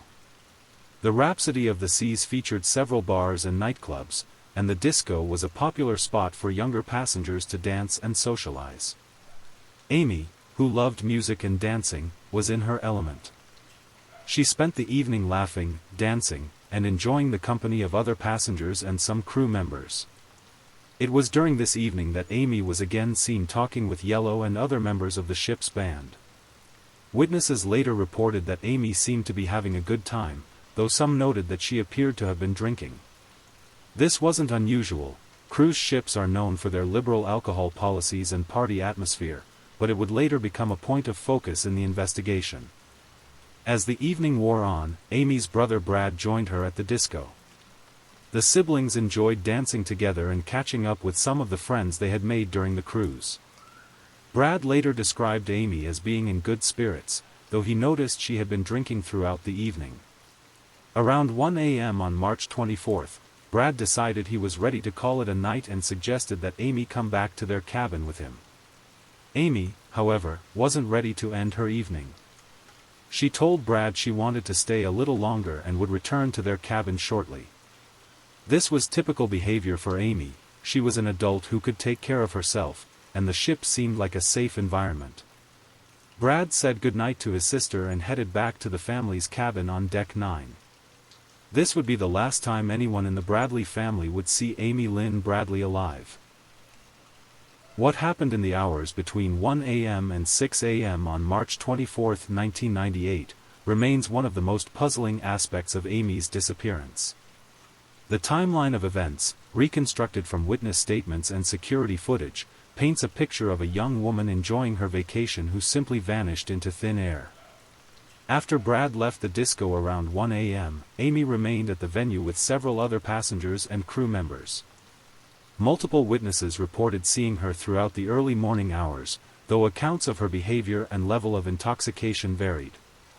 Some described her as having a good time and appearing normal, while others suggested she seemed more intoxicated than usual. Around 3:30 a.m., Amy was seen leaving the disco with Yellow, the band member she had befriended earlier in the cruise.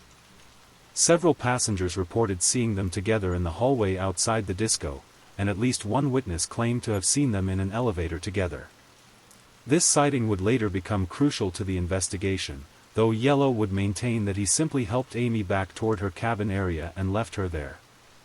Security cameras throughout the ship captured various images of Amy during these early morning hours, though the footage was grainy and sometimes inconclusive.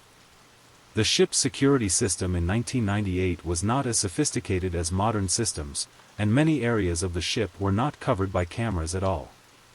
The footage that did exist showed Amy in various locations throughout the ship, but did not provide a clear picture of her final movements.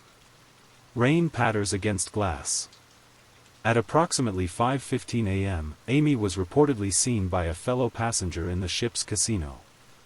The witness, a middle-aged woman from Ohio, later told investigators that she noticed Amy because she seemed somewhat disoriented and was asking for directions back to her cabin. The woman offered to help Amy find her way, but Amy declined and said she could manage on her own.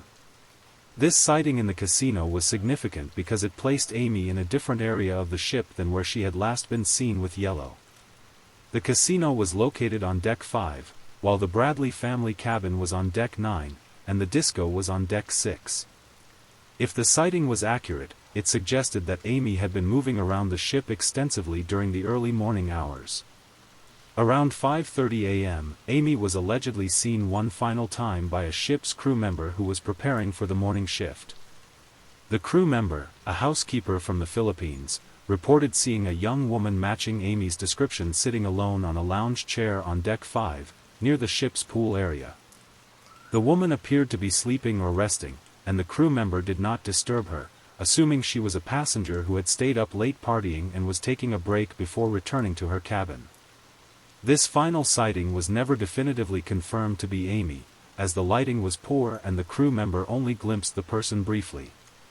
However, the timing and location made it significant to investigators trying to piece together Amy's final movements.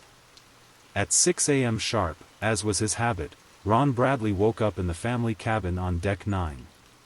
Ron was an early riser who enjoyed watching the sunrise from their cabin's balcony, and he had done this every morning of their cruise. The family had booked a cabin with a private balcony, which offered stunning views of the Caribbean Sea and whatever islands they might be passing. As Ron stepped onto the balcony to enjoy his morning coffee and watch the sunrise, he expected to find the cabin quiet, with his wife and 2 children still sleeping. Iva was in the bed closest to the balcony, Brad was sleeping on the sofa bed, but Amy's bed was empty.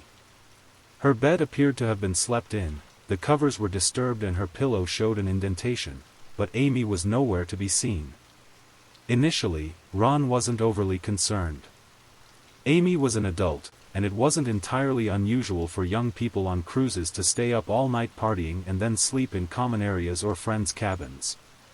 He assumed she might have fallen asleep somewhere else on the ship and would return shortly. He decided to let his wife and son continue sleeping and enjoyed his coffee while watching the sun rise over the Caribbean waters. As the morning progressed and Amy still hadn't returned, Ron began to feel the first stirrings of concern.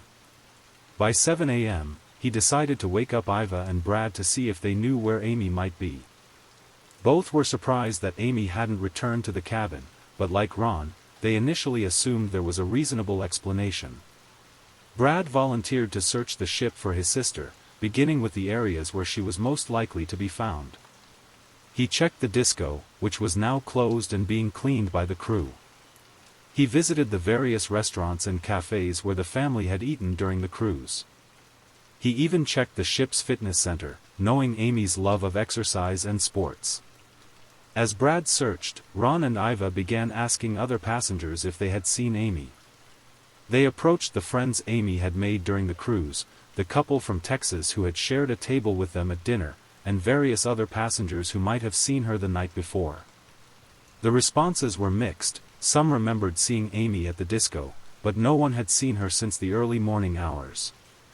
By 9 a.m., the Bradley family's concern had turned to serious worry.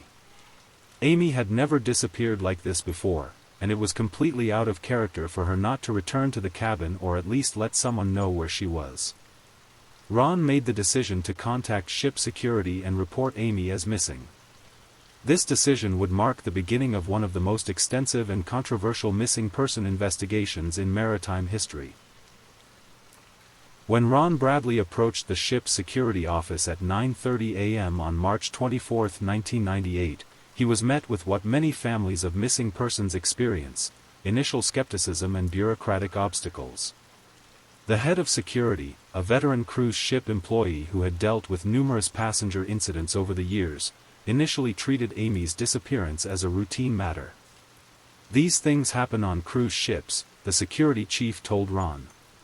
"Young people party too hard, fall asleep somewhere, sometimes they even fall overboard but usually turn up by lunch." His casual attitude would later become a source of tremendous frustration and anger for the Bradley family, who felt that precious time was wasted in those crucial first hours. Despite the security chief's initial dismissive attitude, standard protocol required a ship-wide search when a passenger was reported missing. The Rhapsody of the Seas carried a crew of approximately 760 people, and a systematic search of a ship that size was a significant undertaking. The search began around 10 a.m., with crew members checking every public area, storage room, restaurant, bar, and accessible space on all 15 decks of the vessel. The search teams were thorough and professional. They checked the ship's library, where Amy might have gone to read or rest quietly. They examined every lounge chair around the pools, thinking she might have fallen asleep sunbathing. They searched the fitness center, the spa, the casino, and even the ship's medical facility, in case Amy had been injured or had fallen ill during the night. As the search progressed, Ron, Iva, and Brad Bradley found themselves in an agonizing state of limbo. They wandered the ship's corridors, asking every passenger and crew member they encountered if they had seen Amy. The family distributed a recent photograph of Amy, a beautiful shot of her smiling on the ship's deck, her brown hair catching the Caribbean sunlight, and begged anyone who had seen her to come forward. The ship's passengers, many of whom were now aware that someone was missing, were generally helpful and sympathetic. Several people remembered seeing Amy at various times during the cruise, and a few recalled seeing her at the disco the night before.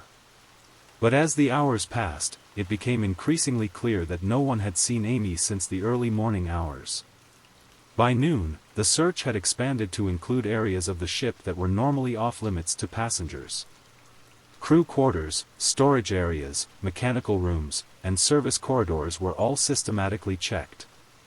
The search teams looked in places where someone might hide, or where an injured person might have sought help, or where someone might have accidentally fallen or become trapped. One of the most disturbing possibilities that had to be considered was that Amy might have fallen overboard. The Rhapsody of the Seas, like all cruise ships, had safety railings around all passenger decks, but it was theoretically possible for someone to accidentally or intentionally go over the side. The ship's wake and the vast expanse of the Atlantic Ocean made such a scenario almost certainly fatal. The ship's officers began reviewing security camera footage from the previous night, looking for any clues about Amy's movements or what might have happened to her. The footage was grainy and incomplete. Many areas of the ship were not covered by cameras in 1998, but it did show Amy in various locations throughout the early morning hours of March 24. The security team also began interviewing crew members who had worked the late shift, asking if anyone had seen Amy or noticed anything unusual during the night. This process revealed that several crew members remembered Amy from earlier in the cruise, as she had been particularly friendly and outgoing with the ship's staff. Yellow, the band member who had been seen with Amy the night before, was among the first crew members interviewed. He acknowledged spending time with Amy during the cruise and confirmed that he had been with her at the disco on the night she disappeared. However, he maintained that he had simply helped her find her way back toward her cabin area around 4 a.m. and had left her there when she said she could make it back on her own. Yellow's account would become one of the most scrutinized aspects of the early investigation. Some passengers reported seeing Amy and Yellow together at various times during the cruise, and their interaction on the final night was well documented by multiple witnesses. However, Yellow consistently denied any involvement in Amy's disappearance and cooperated with the ship's security investigation. As the afternoon wore on, the reality of the situation began to sink in for everyone aboard the Rhapsody of the Seas. Amy Lynn Bradley, a vibrant 23-year-old woman who had been laughing and dancing just hours before, had simply vanished. There was no evidence of foul play, no signs of an accident, no indication of where she might have gone or what might have happened to her. The ship's captain, who had been monitoring the search efforts throughout the day, faced a difficult decision. The Rhapsody of the Seas was scheduled to dock in Barbados the following morning, and there were over 2,000 other passengers whose vacation plans had to be considered. At the same time, a young woman was missing, possibly somewhere on his ship, and her distraught family was begging for more time to find her. At 4 p.m., after 6 hours of intensive searching, the ship's security chief delivered devastating news to the Bradley family. Despite checking every accessible area of the ship, interviewing dozens of crew members and passengers, and reviewing available security footage, they had found no trace of Amy Lynn Bradley. "We've done everything we can," the security chief told Ron and Iva Bradley. "If she were anywhere on this ship, we would have found her by now." The implication was clear, though no one wanted to say it out loud. Amy had somehow left the ship, either voluntarily or involuntarily, and was no longer aboard the Rhapsody of the Seas. The morning of March 25, 1998, found the Rhapsody of the Seas docking in Bridgetown, Barbados, as scheduled. For most of the 2,400 passengers aboard, it was another exciting day of their Caribbean vacation. For the Bradley family, it was the beginning of a nightmare that would consume their lives for decades to come. Barbados, with its pink sand beaches and colonial architecture, should have been a tropical paradise. Instead, it became the launching point for an international investigation that would span multiple countries, involve numerous law enforcement agencies, and generate thousands of leads that ultimately led nowhere. Ron and Iva Bradley had barely slept during the night, clinging to the desperate hope that Amy might somehow still be found aboard the ship. When the morning brought no new developments, they faced the heartbreaking reality that their daughter was gone. The ship's security team had exhausted all possibilities aboard the vessel, and now the focus shifted to what might have happened to Amy on land. The Bradley family's first priority was contacting law enforcement. In Barbados, this meant dealing with the Royal Barbados Police Force, a professional organization that nonetheless had limited experience with international missing person cases involving cruise ships. The cultural and bureaucratic differences between the American family and the Caribbean authorities created immediate challenges that would complicate the investigation for years to come.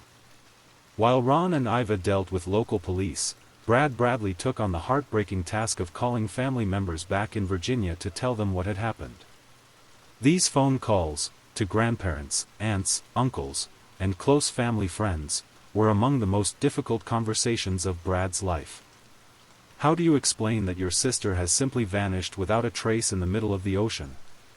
The news of Amy's disappearance spread quickly through their hometown of Petersburg, Virginia. Amy had been popular and well-known in the community, and word of her disappearance shocked everyone who knew her. Friends organized prayer vigils, while others began calling the Bradley family to offer support and assistance. Meanwhile, aboard the Rhapsody of the Seas, crew members were being interviewed more extensively by both ship security and Barbadian police officers who had boarded the vessel. The interviews revealed a complex web of relationships and interactions between Amy and various crew members, but no clear evidence of what had happened to her. Yellow, the band member, continued to maintain his innocence and cooperated fully with investigators. However, some passengers reported that they had seen Yellow and other crew members acting nervously on the morning Amy was discovered missing. These observations, while not necessarily significant, added to the growing suspicion that someone aboard the ship knew more than they were saying. The FBI became involved in the case within 48 hours of Amy's disappearance, as American citizens who go missing in international waters fall under federal jurisdiction. Special agents flew from the FBI's field office in San Juan, Puerto Rico, to Barbados to begin their own investigation. The involvement of the FBI brought professional resources and international reach that local authorities could not provide, but it also added another layer of complexity to an already complicated case. FBI Special Agent Ron Ram, who would become the lead investigator on Amy's case, was an experienced agent with expertise in international crimes and missing person cases. He immediately recognized that the Amy Bradley case presented unique challenges due to its maritime setting, international scope, and the large number of potential witnesses and suspects from different countries. Ultimately, Ron and Iva Bradley decided to return to Virginia, but not before making a promise that would define the rest of their lives. They vowed that they would never stop looking for Amy, never stop investigating her disappearance, and never stop believing that she might still be alive somewhere in the world. This promise would transform them from a quiet middle-class family into tireless advocates for missing persons, international investigators, and experts on human trafficking and maritime crime. Their search for Amy would take them to dozens of countries, cost them hundreds of thousands of dollars, and consume their lives for more than 2 decades. But on that March morning in Barbados, as they boarded a plane back to Virginia without their daughter, Ron and Iva Bradley could never have imagined the journey that lay ahead of them. Back in Petersburg, Virginia, the Bradley home on Beechwood Avenue became the unofficial headquarters for one of the longest-running missing person investigations in American history. What had once been a quiet suburban house filled with family photos and comfortable furniture was transformed into a command center with maps of the Caribbean pinned to walls, filing cabinets full of tips and leads, and telephone lines that rang constantly with calls from psychics, investigators, and people claiming to have seen Amy. Ron Bradley, the methodical computer technician, applied his analytical skills to organizing every piece of information related to Amy's disappearance. He created detailed timelines, maintained extensive databases of witnesses and suspects, and methodically followed up on every lead, no matter how unlikely it seemed. Iva Bradley handled correspondence with law enforcement agencies, missing person organizations, and the hundreds of people who reached out to offer help or information. The FBI investigation, led by Special Agent Ron Ram, continued to expand in scope and complexity. Agents interviewed hundreds of passengers from the Rhapsody of the Seas, tracking them down in cities across America and around the world. Many passengers were cooperative and provided detailed statements about their interactions with Amy and observations from the cruise. Others were less helpful, either because they hadn't noticed anything significant or because they were reluctant to get involved in a criminal investigation. The crew member interviews proved more challenging. Many of the ship's staff were foreign nationals who had returned to their home countries after completing their contracts. The FBI had to work through international law enforcement channels to locate and interview crew members in countries throughout the Caribbean, South America, and Eastern Europe. Yellow, whose real name was Alistair Douglas, remained a person of interest in the investigation. He had returned to his native Barbados after completing his contract on the Rhapsody of the Seas, and FBI agents conducted multiple interviews with him there. Douglas continued to maintain his innocence and insisted that he had simply helped Amy find her way back to her cabin area on the night she disappeared. However, other evidence began to emerge that cast doubt on Douglas's account. Several passengers reported seeing him and Amy together at various times during the cruise, and some described their interactions as more intimate than Douglas had initially acknowledged. There were also reports that Douglas had been asking other passengers about Amy's whereabouts before her disappearance was officially reported, which raised questions about what he might have known. As the investigation progressed, disturbing new theories began to emerge about what might have happened to Amy. The FBI learned that cruise ships, despite their reputation as safe family vacation destinations, were actually frequent targets for human trafficking operations. The ship's international routes, mixed populations, and complex jurisdictional issues made them attractive to criminal organizations involved in the modern slave trade. The Caribbean region, in particular, was known to be a hub for human trafficking operations. Young women were regularly kidnapped or lured into prostitution rings that moved them between islands and countries, making them nearly impossible to track or rescue. The possibility that Amy had been targeted by such an operation was both horrifying and, unfortunately, plausible. This theory gained credibility when the FBI learned about several suspicious incidents involving other young women on Caribbean cruises. In the months following Amy's disappearance, there were reports of women being approached by crew members with offers of special tours or private parties on various islands. Some women reported feeling drugged or disoriented after accepting drinks from crew members, though none had actually disappeared. The Bradley family became advocates for cruise ship safety, working with congressional representatives to push for better security measures and more thorough background checks for crew members. They learned that many cruise ship employees came from countries with limited law enforcement infrastructure, making it difficult to verify their backgrounds or criminal histories. Meanwhile, tips and sightings began pouring in from around the world.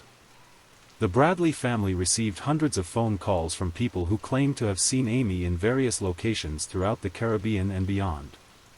Each tip had to be investigated, no matter how unlikely it seemed, because the alternative, giving up hope, was unthinkable for Amy's family. Some of the sightings seemed credible. An American tourist in Curacao reported seeing a young woman matching Amy's description being forced into a car by several men just days after the cruise ship had docked there. A bartender in Aruba claimed that a woman matching Amy's description had asked him for help, saying she was being held against her will, before being quickly escorted away by two men. Other sightings were more questionable but still had to be investigated. Psychics called claiming to have visions of Amy in various locations. Well-meaning tourists reported seeing young women who bore a passing resemblance to Amy in restaurants, hotels, and beaches throughout the Caribbean. Each report required follow-up, verification, and often expensive travel to investigate. The most significant and disturbing lead came in August 1998, 4 months after Amy's disappearance. A U.S. Navy sailor stationed at the Roosevelt Roads Naval Station in Puerto Rico contacted the FBI with a shocking claim. He said that while on shore leave in Curacao, he had been approached by a young woman who said her name was Amy Bradley and that she was being held against her will. According to the sailor's account, the woman begged him to help her and said she had been kidnapped from a cruise ship. Before he could respond or get more information, the woman was quickly pulled away by several men who appeared to be her captors. The sailor said he tried to follow them but lost them in the crowded streets of Willemstad. This sighting was taken very seriously by the FBI because the sailor had no apparent motive to lie and provided specific details that matched Amy's appearance and circumstances. Agents flew to Puerto Rico to interview the sailor extensively, and he passed a polygraph test. The account was detailed and consistent, and the sailor was able to provide information about the woman's appearance that had not been publicly released. The Curacao sighting led to an intensive investigation on the island, with FBI agents working closely with Dutch authorities to search for Amy and identify potential human trafficking operations. They interviewed dozens of people, searched numerous buildings, and followed up on every possible lead, but found no trace of Amy or evidence to support the sailor's account. As 1998 turned into 1999, the Amy Bradley case had become one of the FBI's most resource-intensive missing person investigations. Hundreds of agents had worked on various aspects of the case, thousands of hours had been spent on interviews and evidence analysis, and the investigation had expanded to include multiple countries and law enforcement agencies. Yet despite all these efforts, Amy Lynn Bradley remained missing, and her family was no closer to understanding what had happened to her on that March morning when she vanished from the Rhapsody of the Seas. In January 1999, nearly 10 months after Amy's disappearance, the Bradley family received what would become one of the most controversial and disturbing pieces of evidence in their daughter's case. An anonymous email arrived in their inbox containing 2 grainy photographs that would change the entire trajectory of the investigation and give them hope that Amy might still be alive. The photographs appeared to show a young woman with brown hair who bore a striking resemblance to Amy Lynn Bradley. In the images, the woman appeared to be in distress, and the setting looked like it could be somewhere in the Caribbean or Central America. The woman's facial features, body type, and distinctive birthmark on her shoulder seemed to match Amy's physical characteristics perfectly. The Bradley family was both hopeful and horrified by these photographs. If they truly showed Amy, it meant she was alive but in a terrible situation. Ron and Iva immediately contacted the FBI, and Special Agent Ron Ram launched an intensive investigation to determine the photographs' authenticity and origin. The FBI's technical analysis of the photographs was inconclusive. The images were heavily pixelated and appeared to have been taken with a low-quality camera or possibly extracted from video footage. Digital forensics experts examined every pixel, looking for evidence of manipulation or editing, but could not definitively determine whether the photographs were genuine or fabricated. More disturbing photographs surfaced over the following months, each accompanied by anonymous messages claiming that Amy was being held in various locations throughout the Caribbean and Central America. Some images appeared to show the same woman in different settings, sometimes what looked like a brothel, other times appearing to be held in private residences or boats. The psychological toll on the Bradley family was enormous. Each new photograph brought a surge of hope that Amy was alive, followed by the crushing realization that if the images were genuine, their daughter was living in unimaginable circumstances. Ron and Iva found themselves analyzing every detail of each photograph, looking for clues about Amy's location or condition. The FBI expanded their investigation to include digital crime specialists and experts in human trafficking. They worked with international law enforcement agencies to trace the origin of the anonymous emails and photographs, but the senders had used sophisticated methods to hide their identities and locations. Some law enforcement officials began to suspect that the photographs might be part of an elaborate hoax or extortion attempt. The timing of their release, always when media attention on Amy's case was beginning to fade, seemed suspicious. Additionally, the anonymous senders never demanded money or made specific requests, which was unusual for typical extortion schemes. However, the Bradley family and many investigators remained convinced that at least some of the photographs were genuine. The physical resemblance was too strong to ignore, and certain details in the images corresponded with information about Amy that had not been made public. Most significantly, one photograph appeared to show a distinctive scar on the woman's leg that matched a scar Amy had from a childhood accident. In 2005, 7 years after Amy's disappearance, the case took another dramatic turn when a witness came forward with new information about the night Amy vanished. A former crew member from the Rhapsody of the Seas contacted the FBI and claimed to have witnessed Amy being assaulted by several crew members on the night she disappeared. According to this witness, who had remained silent for years out of fear for his own safety, Amy had been drugged and sexually assaulted by multiple crew members in a cabin on a lower deck of the ship. The witness claimed that when Amy tried to resist and threatened to report the assault, the situation escalated and she was accidentally killed during a struggle. The witness alleged that Amy's body had been disposed of overboard to cover up the crime, and that several crew members had conspired to hide evidence of what had happened. He provided specific names and details about the alleged perpetrators, many of whom had continued working on cruise ships throughout the Caribbean. This account was both devastating and confusing for the Bradley family. If true, it meant that Amy had died on the night she disappeared and that the photographs they had received over the years were either fabrications or showed other victims of human trafficking. The FBI investigated the witness's claims extensively but could not find corroborating evidence to support his account. Several of the crew members named by the witness were tracked down and interviewed, but all denied any involvement in Amy's disappearance.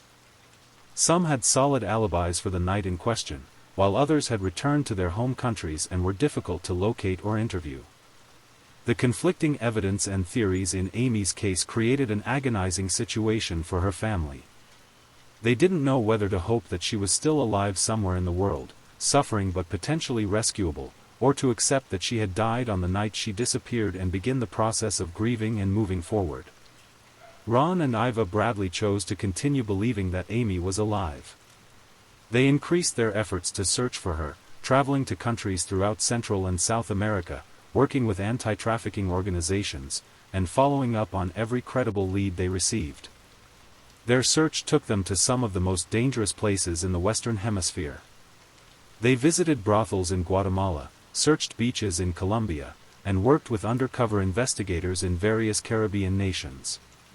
Each journey was emotionally and physically exhausting, but they felt they had no choice but to continue looking for their daughter.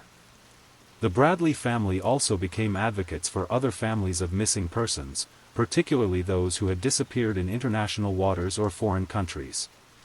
They learned that Amy's case was far from unique. Dozens of people disappeared from cruise ships every year, and many cases received little attention or investigation. Working with congressional representatives and maritime safety organizations, the Bradleys pushed for legislation requiring better security measures on cruise ships, more thorough background checks for crew members, and improved coordination between cruise lines and law enforcement agencies when passengers went missing. Their advocacy work led to the passage of the Cruise Vessel Security and Safety Act in 2010, which required cruise lines to install better lighting and security cameras, provide sexual assault kits on all ships, and report crimes to the FBI immediately. While this legislation came too late to help Amy, it potentially protected future cruise passengers from similar fates. As the years passed, the number of alleged sightings and photographs decreased, but they never stopped entirely. The Bradley family continued to receive occasional reports of women who might be Amy, and they investigated each one with the same desperate hope and determination they had shown from the beginning. In 2010, 12 years after Amy's disappearance, they received what seemed like their most credible lead yet. A former U.S. Special Forces soldier contacted them with a disturbing account of encountering a woman in a Barbadian brothel who claimed to be Amy Bradley. According to the soldier, who was working as a private security contractor at the time, he had been taken to an upscale brothel in Bridgetown by local contacts. There, he encountered a young woman who approached him and whispered that her name was Amy Bradley and that she had been kidnapped from a cruise ship years earlier. The woman allegedly begged the soldier to help her escape, providing details about her background that seemed to match Amy's story. However, before the soldier could respond or get more information, the woman was quickly removed from the room by several men who appeared to be her handlers. The soldier said he tried to locate the woman again but was told by brothel management that she had been transferred to another location. He reported the incident to local police but was told there was nothing they could do without more specific information. This account was investigated extensively by both the FBI and private investigators hired by the Bradley family, but like so many other leads in Amy's case, it ultimately led nowhere. The brothel in question denied any knowledge of the incident, and no trace of Amy or anyone matching her description could be found. As Amy's case entered its second decade, the investigation had consumed the Bradley family's lives in ways they never could have imagined. Ron Bradley had taken early retirement from his job to focus full-time on searching for Amy, while Iva had transformed their home into a virtual missing persons headquarters, maintaining extensive files and coordinating with investigators around the world. The financial cost of their search had been enormous. The Bradley family had spent their retirement savings, taken out second mortgages, and relied on donations from supporters to fund their international investigations. They had hired private investigators in more than a dozen countries, paid for translation services, and traveled thousands of miles following leads that ultimately went nowhere. But the emotional cost had been even greater. The constant cycle of hope and disappointment, the sleepless nights wondering about Amy's fate, and the strain of maintaining their search while trying to live normal lives had taken a tremendous toll on the entire family. Brad Bradley, Amy's younger brother, struggled with survivor's guilt and the feeling that he should have stayed with his sister that final night on the cruise ship. Ron and Iva's marriage had been tested by the relentless stress of their search, but their shared commitment to finding Amy had ultimately strengthened their bond. They had become a team in the truest sense, with each handling different aspects of the investigation while supporting each other through the darkest moments of their journey. The Amy Bradley case had also attracted attention from amateur investigators and online communities dedicated to solving cold cases. Internet forums and social media groups discussed every aspect of Amy's disappearance, analyzing photographs, debating theories, and sometimes generating new leads for the family to investigate. While the Bradley family appreciated the support and attention from these online communities, they also had to deal with conspiracy theories, false information, and well-meaning but misguided amateur investigators who sometimes complicated their search efforts. They learned to carefully evaluate information from online sources while remaining grateful for the genuine help and support they received. In 2012, the FBI made a significant announcement regarding Amy's case. After 14 years of investigation, they officially changed Amy's status from missing person to kidnapped, indicating that they now believed she had been the victim of a crime rather than an accident or voluntary disappearance. This change in status was both validating and heartbreaking for the Bradley family. It confirmed their long-held belief that Amy had been abducted, but it also acknowledged the likelihood that she had been victimized in ways too horrible to contemplate. The FBI increased the reward for information leading to Amy's recovery to $25,000, hoping that the increased incentive might encourage someone with knowledge of her fate to come forward. The reclassification of Amy's case as a kidnapping brought renewed media attention and generated new tips from around the world. Television shows, documentaries, and news programs featured Amy's story, reaching millions of people who might have encountered her or her captors. Each media appearance was emotionally difficult for the Bradley family, but they continued to participate in hopes that increased visibility might lead to a breakthrough. One of the most significant developments during this period was the growing recognition of human trafficking as a serious international crime.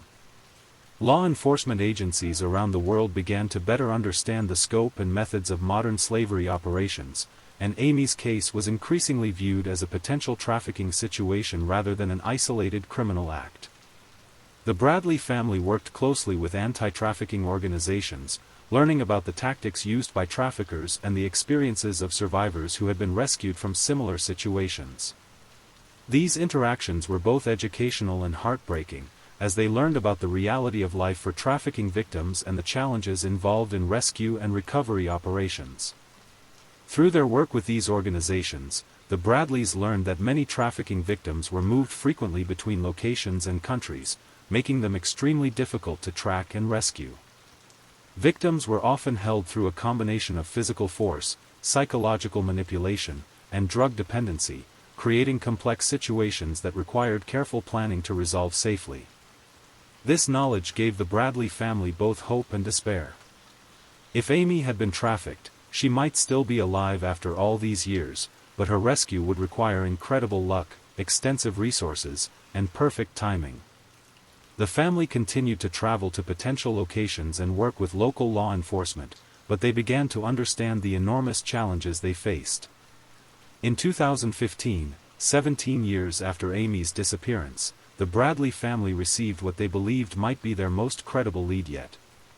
A woman who had been rescued from a trafficking situation in Colombia contacted them through an anti-trafficking organization, claiming that she had been held with a woman who said she was Amy Bradley. According to this woman, who had been trafficked herself for several years before being rescued, she had encountered Amy in a compound outside Cartagena, Colombia, in 2013. The woman provided detailed descriptions of Amy's appearance and behavior that seemed to match what the Bradley family would expect after 15 years of captivity.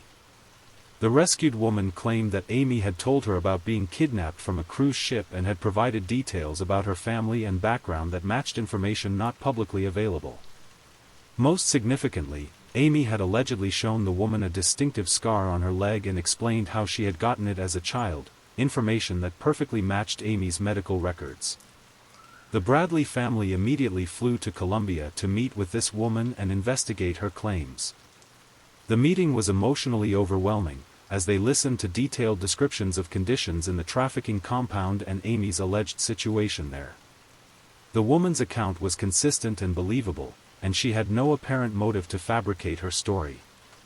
However, when investigators attempted to locate the compound described by the rescued woman, they found that it had been abandoned months earlier. Local authorities said that trafficking operations frequently moved locations to avoid detection, and it was possible that Amy and other victims had been transferred elsewhere. The Colombia lead generated intensive search efforts involving Colombian authorities, FBI agents, and private investigators hired by the Bradley family. They searched dozens of locations, interviewed hundreds of people, and followed every possible connection to the trafficking organization allegedly holding Amy. Despite months of investigation and significant financial expenditure, the Colombia search yielded no concrete evidence of Amy's presence or location. The rescued woman's account remained uncorroborated, and investigators were unable to find any trace of the trafficking operation she had described. As Amy's case approached its 20th anniversary, the Bradley family faced the reality that their search might never end. They had investigated hundreds of leads, spent hundreds of thousands of dollars, and traveled to dozens of countries, but Amy remained missing. The physical and emotional toll of their two-decade search was enormous, but their commitment to finding their daughter never wavered. Ron Bradley, now in his 70s, continued to maintain detailed files on every aspect of Amy's case. Iva Bradley, despite her own health challenges, continued to coordinate with law enforcement agencies and follow up on new leads. Brad Bradley, now a father himself, struggled with how to explain to his own children why their aunt had been missing for most of their lives. The family had learned to live with uncertainty in ways that most people could never imagine. They celebrated holidays and birthdays while wondering where Amy might be. They made plans for the future while always being ready to drop everything if a credible lead emerged. They tried to maintain hope while preparing themselves for the possibility that they might never learn the truth about what happened to Amy. Their search had evolved from desperate urgency to determined persistence. They no longer expected quick resolutions or dramatic breakthroughs, but they refused to give up hope that Amy might still be found or that someone with knowledge of her fate might finally come forward. After more than 2 decades of investigation, the Amy Lynn Bradley case had generated numerous theories about what happened on that March morning in 1998. Each theory was supported by certain pieces of evidence while contradicted by others, creating a complex puzzle that has never been definitively solved. The first and most straightforward theory was that Amy had accidentally fallen overboard from the Rhapsody of the Seas during the early morning hours of March 24. This theory was initially favored by cruise ship security and some investigators because it provided a simple explanation for her disappearance without requiring criminal activity or conspiracy. Supporters of the accidental death theory pointed to Amy's reported level of intoxication on the night she disappeared, the ship's motion in rough seas, and the relatively low safety railings around passenger decks. They argued that Amy might have gone out on deck for fresh air, lost her balance, and fallen into the Atlantic Ocean without anyone witnessing the accident. However, this theory was contradicted by several important factors. Amy was an experienced athlete who was comfortable around water and unlikely to accidentally fall overboard. The ship's safety railings, while not extremely high, were designed to prevent accidental falls. Most importantly, no one reported hearing a splash or cry for help, despite numerous passengers and crew members being awake and active during the early morning hours. The second major theory was that Amy had committed suicide by jumping overboard. This possibility was considered by investigators because it would explain her sudden disappearance without requiring the involvement of other people. However, Amy's family and friends unanimously rejected this theory based on her personality, mental state, and behavior during the cruise. Amy had shown no signs of depression or suicidal ideation before or during the cruise. She had been making plans for her future, including her teaching career and various personal goals. Her behavior during the cruise had been normal and happy, with no indication of emotional distress or psychological problems. Additionally, Amy had never expressed any thoughts about suicide or given any indication that she was considering harming herself. The third and most disturbing theory was that Amy had been the victim of foul play, either aboard the cruise ship or after being taken ashore. This theory gained credibility as the investigation progressed and evidence emerged suggesting that Amy's disappearance was not accidental. Within this broad theory of foul play, several specific scenarios were considered. The first was that Amy had been assaulted and killed aboard the ship, with her body disposed of overboard to cover up the crime. This scenario was supported by witness reports of crew members acting suspiciously and asking about Amy's whereabouts before her disappearance was officially reported. The witness account from the former crew member, who claimed to have seen Amy being assaulted by multiple crew members, provided specific details supporting this theory. However, investigators were unable to corroborate his account or find physical evidence to support his claims about what happened in the alleged crew cabin. A variation of this theory suggested that Amy had been accidentally killed during a sexual assault, rather than murdered intentionally. This scenario might explain why her body was never found.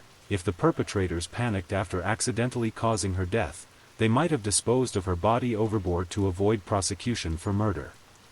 The fourth major theory, which gained increasing support as the investigation progressed, was that Amy had been kidnapped and trafficked into modern slavery. This theory was supported by the numerous alleged sightings of Amy in various Caribbean locations, the suspicious photographs received by her family, and the accounts of witnesses who claimed to have encountered her in brothels and trafficking situations. The human trafficking theory explained many aspects of Amy's case that other theories could not address.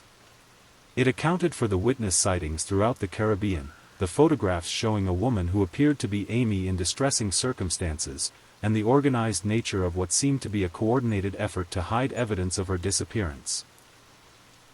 Experts in human trafficking explained that cruise ships were attractive targets for traffickers because they provided access to large numbers of potential victims from different countries, complex jurisdictional issues that made investigation difficult, and opportunities to move victims between countries without detection.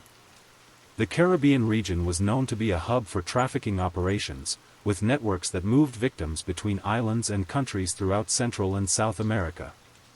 Young American women were particularly valuable to traffickers because they could be sold to clients who were willing to pay premium prices for Western victims. However, the trafficking theory also had significant weaknesses. Despite hundreds of alleged sightings and years of investigation, no concrete evidence had ever been found to prove that Amy was being held against her will. The photographs received by her family, while disturbing, had never been definitively authenticated or traced to their source. Additionally, trafficking experts noted that it would be extremely unusual for traffickers to risk taking a victim from a cruise ship, where the disappearance would immediately trigger an international investigation. Most trafficking victims were taken from less secure environments where their disappearance might not be noticed or investigated as thoroughly. A fifth theory suggested that Amy's disappearance was the result of a more complex criminal conspiracy, possibly involving organized crime groups operating in the Caribbean. This theory proposed that Amy had inadvertently become involved with dangerous individuals, either through her interactions with crew members or through activities during shore excursions. Supporters of this theory pointed to reports that some crew members had connections to criminal organizations in their home countries, and that cruise ships were sometimes used as meeting points for international criminal activities. They suggested that Amy might have witnessed something she shouldn't have seen, or become involved in a situation that put her in danger. However, this theory lacked specific evidence and relied heavily on speculation about Amy's activities and interactions during the cruise. There was no indication that Amy had been involved in any criminal activities or had encountered dangerous individuals before her disappearance.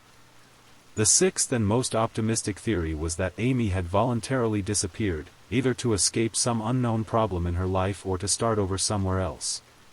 Proponents of this theory suggested that Amy might have planned her disappearance in advance and used the cruise as an opportunity to fake her own death and assume a new identity. However, this theory was contradicted by everything known about Amy's personality, relationships, and circumstances. She had close relationships with her family, no serious personal problems, and no apparent motive for wanting to disappear. Additionally, voluntary disappearance would not explain the alleged sightings of Amy in trafficking situations or the disturbing photographs received by her family. The complexity and contradictions in these various theories reflected the fundamental challenge of Amy's case. There was enough evidence to support multiple scenarios, but not enough definitive proof to confirm any single explanation for what happened to her. As investigators and amateur sleuths continued to analyze Amy's case, new theories occasionally emerged based on fresh evidence or different interpretations of existing information. Some focused on specific individuals who had been aboard the cruise ship, while others examined broader patterns of criminal activity in the Caribbean region. Despite decades of investigation and speculation, the truth about what happened to Amy Lynn Bradley remained elusive. Each theory offered a possible explanation for her disappearance, but none could account for all the evidence or answer all the questions raised by her case. For Amy's family, the various theories provided both hope and anguish. Some scenarios suggested that Amy might still be alive, offering the possibility of eventual rescue and reunion. Others implied that she had died years ago, suggesting that their long search might be futile. The uncertainty was perhaps the most difficult aspect of their ordeal, not knowing whether to hope for Amy's return or to grieve for her loss. As Amy's case entered its third decade, the impact of her disappearance extended far beyond her immediate family. The Amy Lynn Bradley case had become one of the most well-known missing person cases in modern history, inspiring changes in maritime security, advances in missing person investigation techniques, and increased awareness of human trafficking issues. The Bradley family's tireless advocacy had led to significant improvements in cruise ship security and passenger safety protocols. The Cruise Vessel Security and Safety Act of 2010, which was directly influenced by Amy's case, required cruise lines to implement better lighting, install more security cameras, provide sexual assault kits, and report crimes to the FBI immediately. While these changes came too late to help Amy, they potentially protected thousands of future cruise passengers. Ron and Iva Bradley had become reluctant experts on international missing person cases, human trafficking, and maritime law.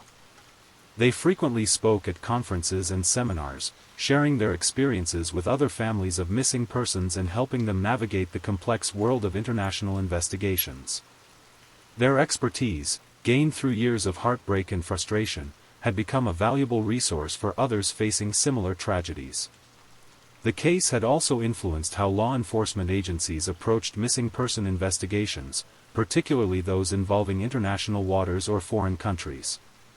The FBI's handling of Amy's case had demonstrated both the challenges and importance of international cooperation in such investigations, leading to improved protocols for working with foreign law enforcement agencies. Amy's story had been featured in numerous television documentaries, news programs, and true crime series, reaching millions of people around the world.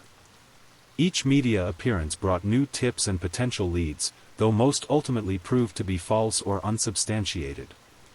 The family continued to participate in media interviews, always hoping that increased visibility might lead to the breakthrough they desperately sought.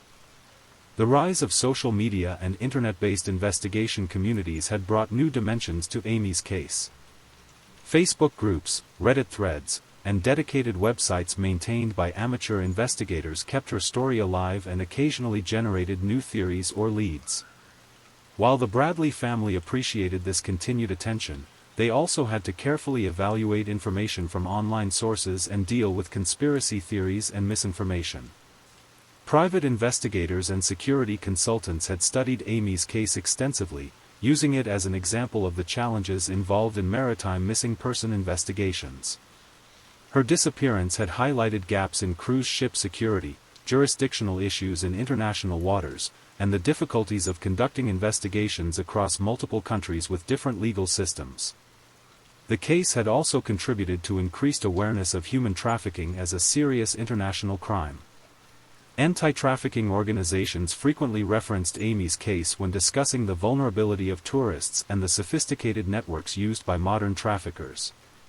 While it remained unclear whether Amy had actually been trafficked, her case had helped educate the public about the reality of modern slavery. For the Bradley family, the years had brought a gradual acceptance that they might never learn the complete truth about what happened to Amy. However, they had never stopped hoping that she might still be alive somewhere, or that someone with knowledge of her fate might finally come forward with information. Ron Bradley, now in his late 70s, continued to maintain his extensive files on Amy's case, though age and health issues had forced him to reduce his travel and investigation activities. Iva Bradley remained committed to following up on credible leads, though she too had been affected by the physical and emotional toll of their decades-long search. Brad Bradley, Amy's younger brother, had struggled throughout his adult life with survivor's guilt and the feeling that he should have done more to protect his sister on that final night. He had sought counseling to deal with these feelings and had gradually learned to channel his grief into supporting his parents' continued search efforts while building his own family and career. The extended Bradley family and friends had provided crucial support throughout the years, offering both emotional comfort and practical assistance with the investigation. Many had contributed financially to search efforts, participated in awareness campaigns, and helped maintain hope during the darkest periods of the family's ordeal. As new technologies emerged, the Bradley family had embraced various tools that might help in their search for Amy. DNA databases, facial recognition software, and improved communication networks had all been utilized in attempts to locate her or identify the people in the anonymous photographs they had received. The family had also worked with psychics, remote viewers, and other alternative investigators, though they maintained a healthy skepticism about such methods. While they were willing to explore any potential avenue that might lead to Amy, they continued to focus primarily on conventional investigation techniques and law enforcement cooperation. International cooperation remained a crucial aspect of the ongoing investigation. The FBI continued to work with law enforcement agencies throughout the Caribbean and Latin America, following up on leads and maintaining awareness of Amy's case among international investigators. Interpol had distributed Amy's information globally, and her case remained active in multiple countries. The reward for information leading to Amy's recovery had been increased several times over the years and remained substantial enough to potentially motivate someone with knowledge of her fate to come forward. The Bradley family had made it clear that they were interested in any information about Amy, regardless of the circumstances, and were committed to protecting the safety of anyone who might be willing to help. One of the most challenging aspects of the continuing investigation was evaluating new leads and alleged sightings.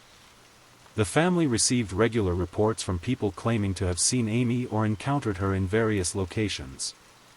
Each report required careful evaluation to determine its credibility and potential value, a process that was both time-consuming and emotionally draining. The Bradley family had learned to balance hope with realism, maintaining their belief that Amy might still be alive while acknowledging the harsh realities of their situation. They had developed coping mechanisms for dealing with disappointment and had found ways to honor Amy's memory while continuing their search. Their home in Petersburg, Virginia, remained a testament to their unwavering commitment to finding Amy. Maps of the Caribbean and Central America covered the walls, filing cabinets contained thousands of documents related to the investigation, and photographs of Amy at various ages served as constant reminders of what they were searching for. Friends and neighbors had watched the Bradley family's transformation from a typical suburban family into dedicated missing person investigators with a mixture of admiration and concern. The community had rallied around them over the years, providing support, donations, and volunteer assistance with various aspects of their search efforts. As they looked toward the future, the Bradley family remained committed to their search for Amy while acknowledging that the nature of their efforts might need to evolve. Age and health considerations were beginning to limit their ability to travel extensively, but they continued to coordinate with investigators and follow up on credible leads. They had also begun to focus more attention on helping other families of missing persons, sharing their expertise and resources with others facing similar situations.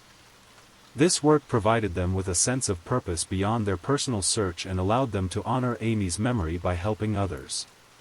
The Amy Lynn Bradley case remained officially open and active, with the FBI continuing to investigate new leads and maintain international cooperation efforts. While the intensity of the investigation had necessarily decreased over the years, law enforcement agencies remained committed to solving the case if new evidence emerged. For the thousands of people who had followed Amy's story over the years, her case represented both the best and worst of human nature, the devastating evil that could steal a young woman from her loving family, and the unwavering love and determination that could sustain a search for more than 2 decades. As we reach the end of Amy's story tonight, we're reminded that some mysteries remain unsolved, some questions unanswered, and some families continue to search long after others might have given up hope. The Amy Lynn Bradley case represents one of the most perplexing disappearances of our time, a puzzle with pieces that never quite fit together to form a complete picture. 26 years have passed since that March morning when a vibrant young woman vanished from a cruise ship in the Caribbean Sea. In that time, her family has never stopped looking for her, never stopped believing that she might still be out there somewhere, never stopped hoping that someone, someday, might provide the answer they desperately seek. Amy's story has touched millions of people around the world, inspiring changes in maritime safety, improvements in missing person investigation techniques, and increased awareness of human trafficking. Her legacy extends far beyond the tragedy of her disappearance to encompass the positive changes that have emerged from her family's tireless advocacy and determination. The Bradley family's search continues today, though necessarily changed by the passage of time and the realities of advancing age.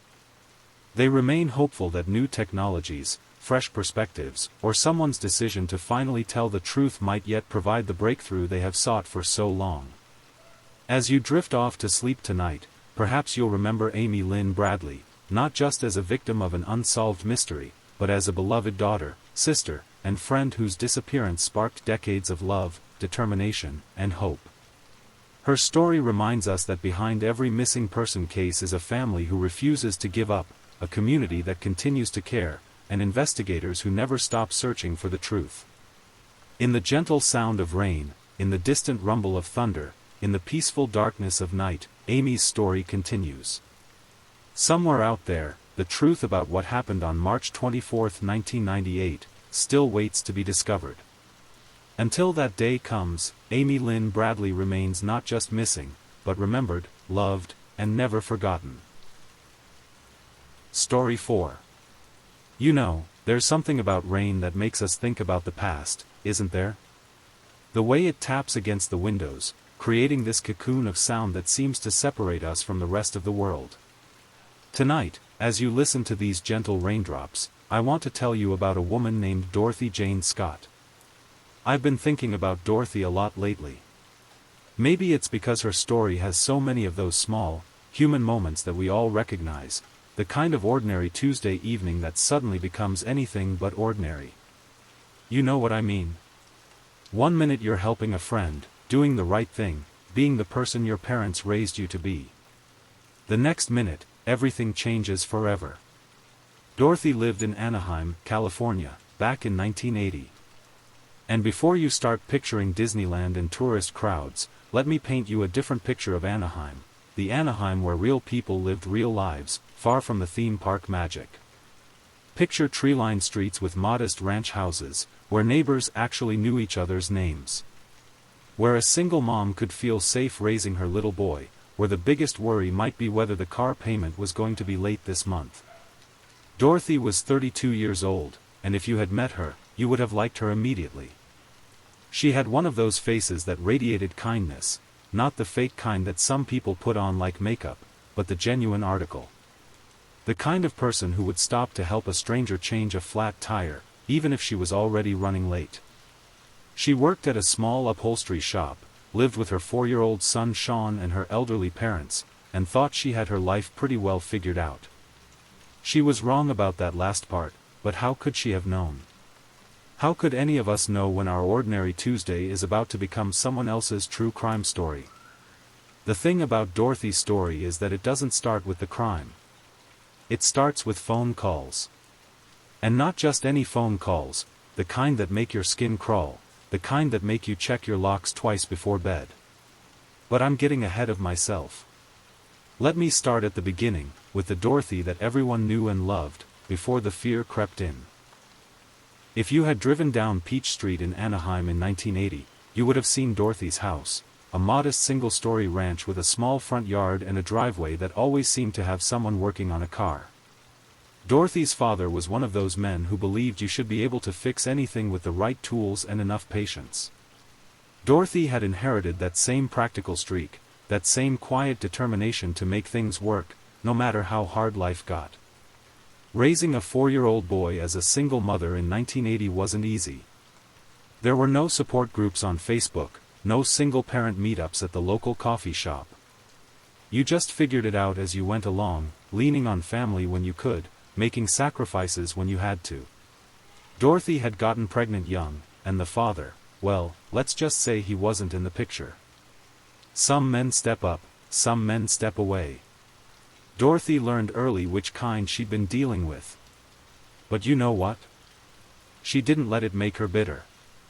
I've talked to people who knew her back then, and they all say the same thing. Dorothy had this way of lighting up when she talked about Sean. Her whole face would change. She'd tell you about how he was learning to ride his bike, or how he'd asked her why the sky was blue, and you could just see how much she loved being his mom.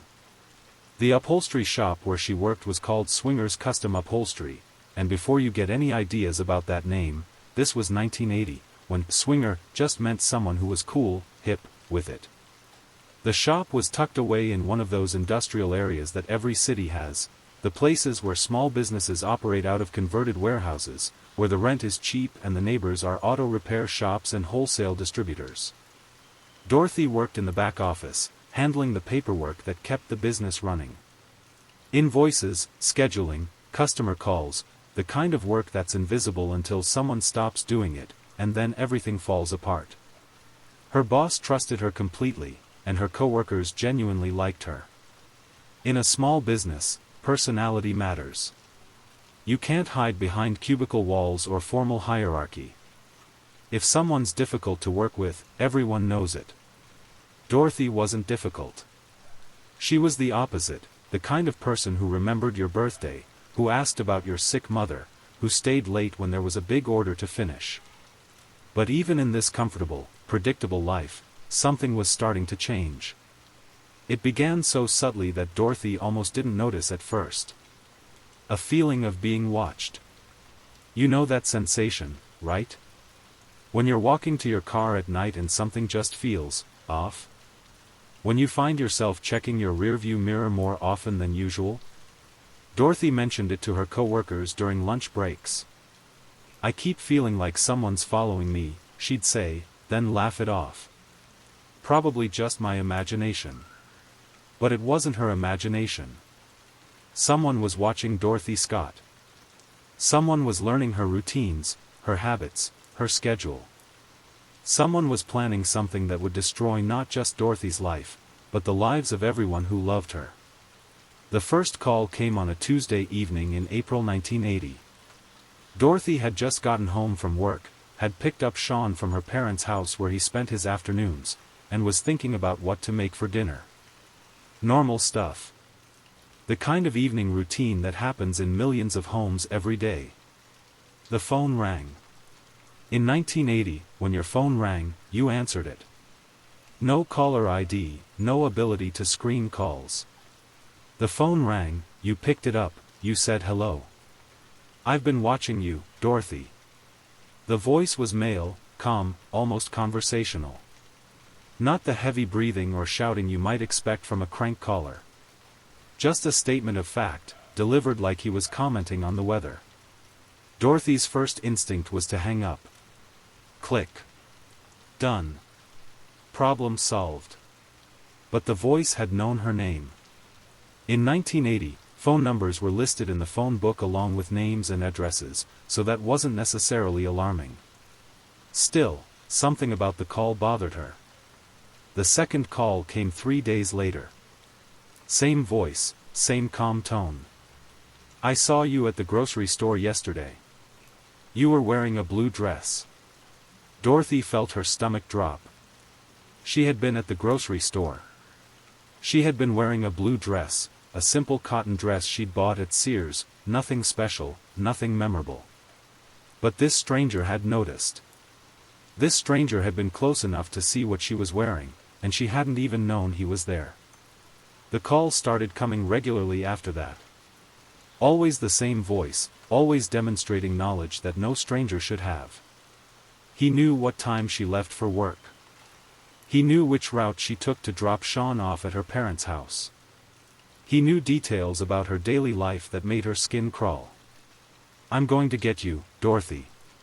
Soon." Not screamed or shouted, just stated as a fact. Like he was telling her it was going to rain tomorrow.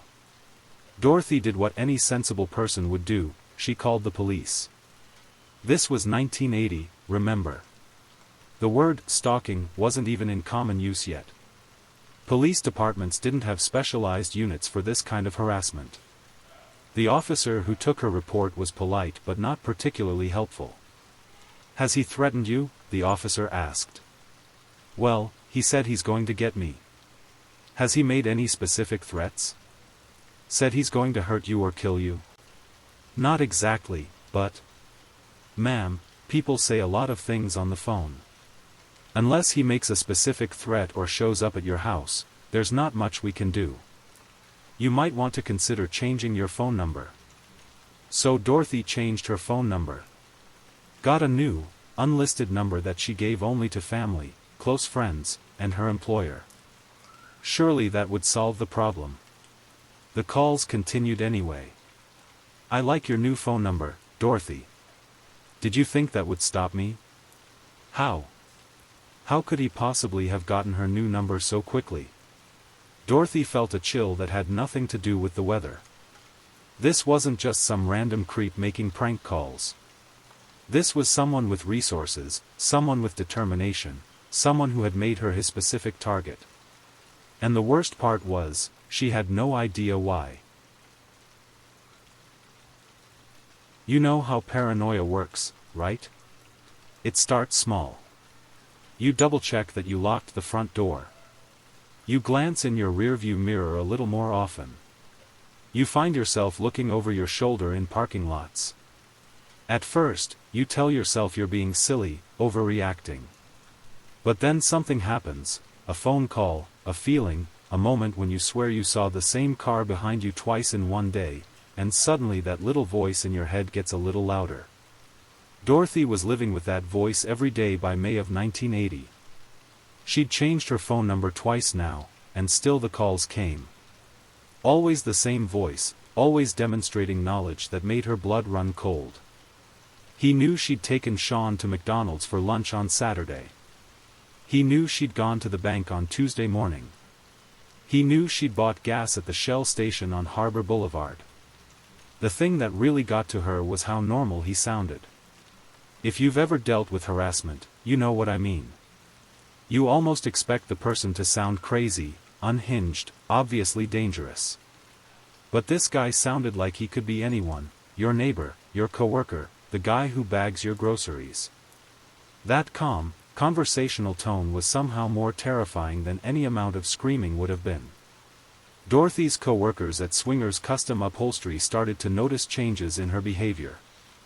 She'd always been cheerful, the kind of person who made everyone else's day a little brighter. But now she seemed distracted, jumpy.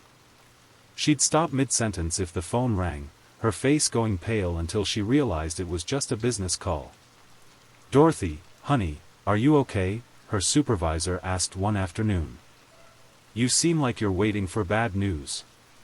And Dorothy tried to explain about the calls, about the feeling of being watched, about the way this stranger seemed to know her every move. But how do you explain that kind of fear to someone who's never experienced it? How do you make someone understand that you're not being dramatic or paranoid, that something is genuinely wrong?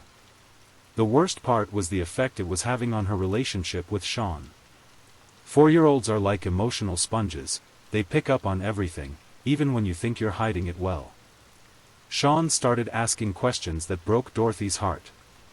"Mommy, why do you look scared? Mommy, why do we have to check all the doors twice? Mommy, who is that man on the phone?" Because Sean had started answering the phone sometimes, the way kids do. And the caller would ask to speak to Mommy, his voice so normal and polite that Sean would hand over the phone without hesitation. Dorothy quickly established a new rule: only adults would answer the phone from now on. Dorothy's parents were worried too. They'd raised their daughter to be strong, independent, capable of handling whatever life threw at her. But this was different.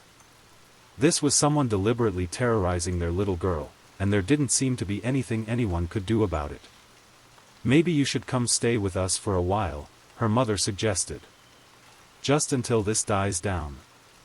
But Dorothy had worked too hard to establish her independence to give it up now. She had a job, responsibilities, a life she'd built for herself and Sean. She wasn't going to let some coward with a telephone drive her from her own home. Besides, she reasoned, the calls were just calls. He hadn't actually done anything. He hadn't shown up at her house, hadn't approached her in person. Maybe he was just some sad, lonely person who got his kicks from scaring women. Maybe if she ignored him long enough, he'd get bored and move on to someone else. She was wrong about that. But how could she have known? How could anyone have predicted what was coming? May 28, 1980, started like any other Wednesday. Dorothy woke up in the small bedroom she'd shared with Sean since moving back in with her parents, listened to his soft breathing for a moment, then got up to start her day. Shower, coffee, breakfast, the morning routine that anchors us all, the familiar rituals that make us feel like we have some control over our lives. She dressed carefully for work, the way she always did. Dorothy believed in looking professional, even for a job in a small upholstery shop. It was a matter of self-respect, her mother had taught her. You present yourself well, you feel better about yourself, and other people take you more seriously. The drive to work took her through neighborhoods she'd known her whole life. Anaheim in 1980 was still a place where people stayed put, where families had roots that went back generations. Dorothy had gone to high school with some of her neighbors, had grown up playing with kids whose parents still lived 3 streets over. It was supposed to feel safe, familiar, predictable. But Dorothy found herself checking her rearview mirror more often than usual that morning, her eyes scanning the faces of other drivers at red lights, looking for anyone who seemed to be paying too much attention to her. The mysterious caller had been quiet for a few days, which should have been a relief. Instead, it felt ominous, like the calm before a storm. At work, Dorothy tried to focus on her tasks, but her coworkers could tell something was bothering her. She seemed more distracted than usual, more on edge. When the phone rang, which it did frequently in a business that relied on customer calls, she would tense up until she realized it was just work-related. "Dorothy, why don't you take a break?" her supervisor suggested around 3 o'clock. "You look like you could use some fresh air." But Dorothy declined. Work was her refuge, the one place where she could lose herself in tasks that had clear beginning and endings, problems that could be solved with paperwork and phone calls. Out there, in the real world, was uncertainty, danger, the feeling of being watched by someone she couldn't see. As evening approached, Dorothy began to think about going home. She would pick up Sean from her parents' house, help him with his dinner, maybe watch some television together. Simple pleasures, the building blocks of a quiet life. She had no way of knowing that this would be the last normal evening she would ever have. Around 7 o'clock, one of her co-workers, Conrad Bostron, started feeling ill. He was experiencing severe headaches, nausea, dizziness, symptoms that were concerning enough that everyone in the small office stopped what they were doing to pay attention.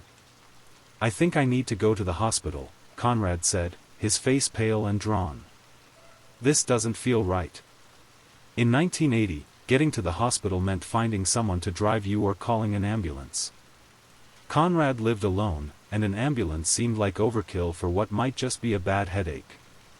But the symptoms were worrying enough that he clearly needed medical attention. Dorothy didn't hesitate. "I'll drive you," she said, already reaching for her purse. "Pam, can you come with us?"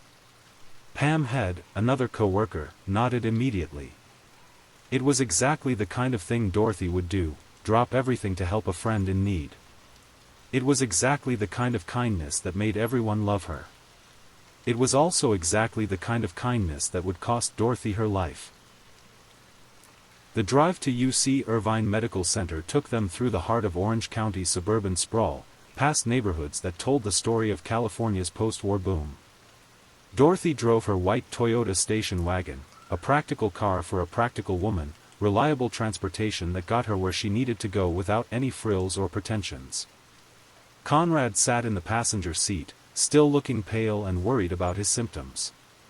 Pam was in the back, making conversation to keep everyone's spirits up.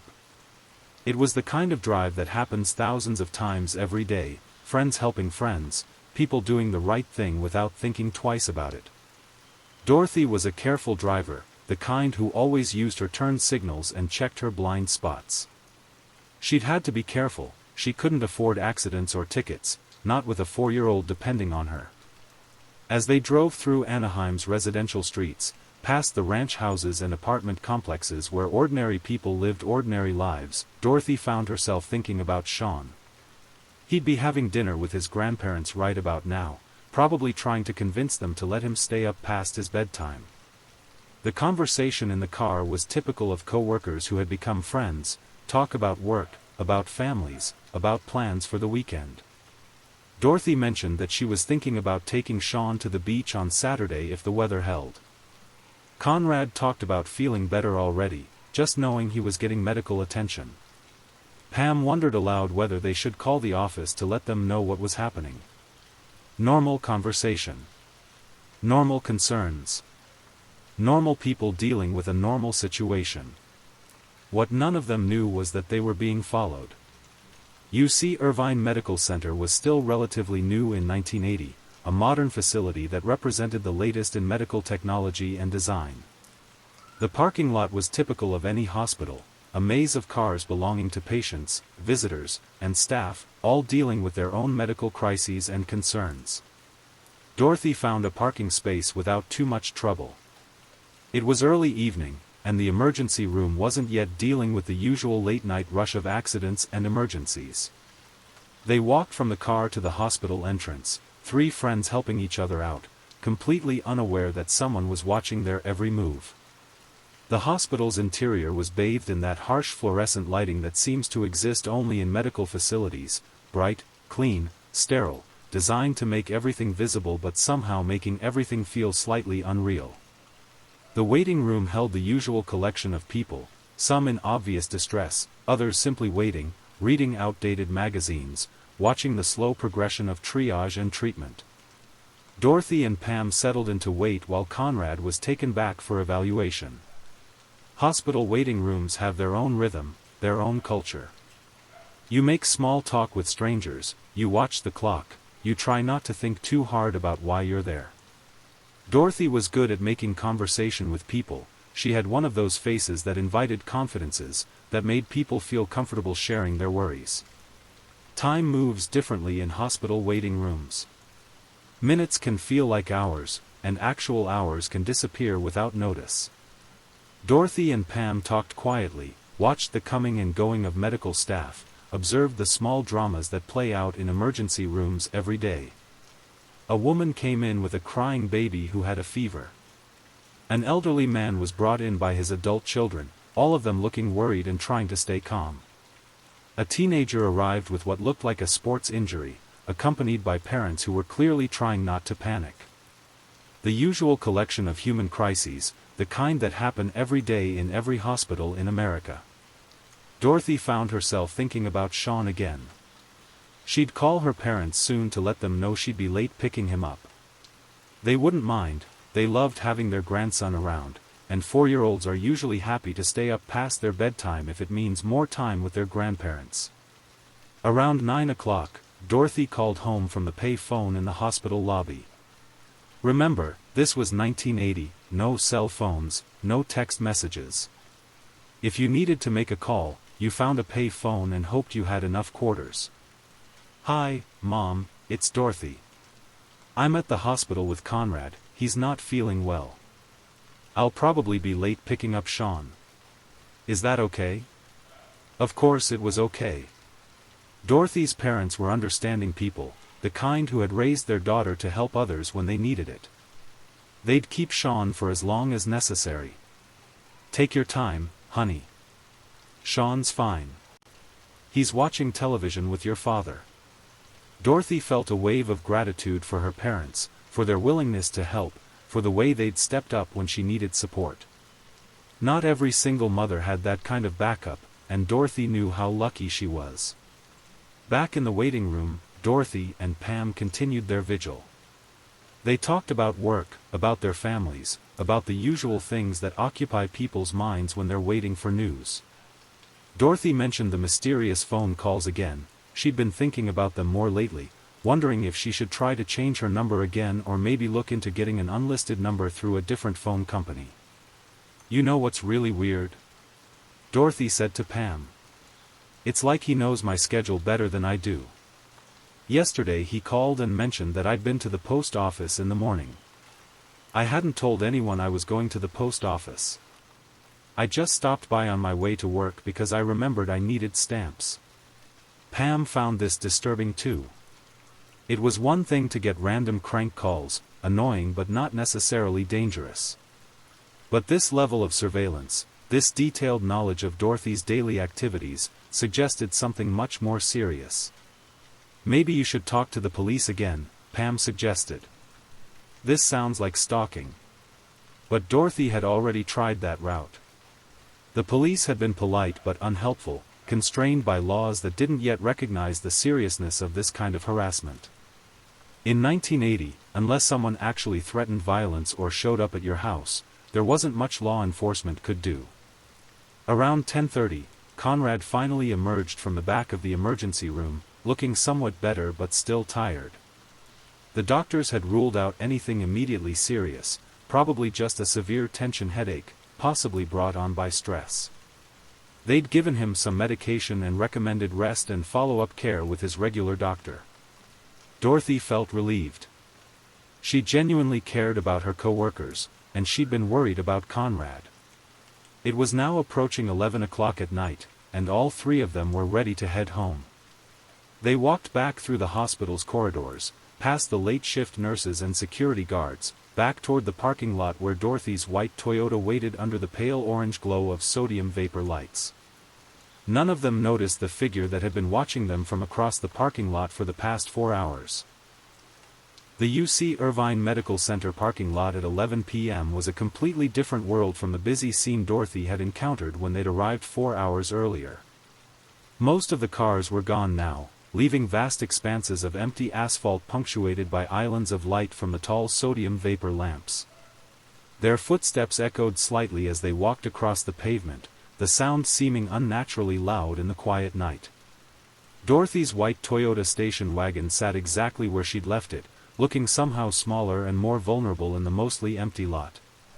She had parked under one of the lights, a habit she developed as a single woman who often found herself in parking lots after dark. Safety first, her father had always told her. Park where you can see and be seen.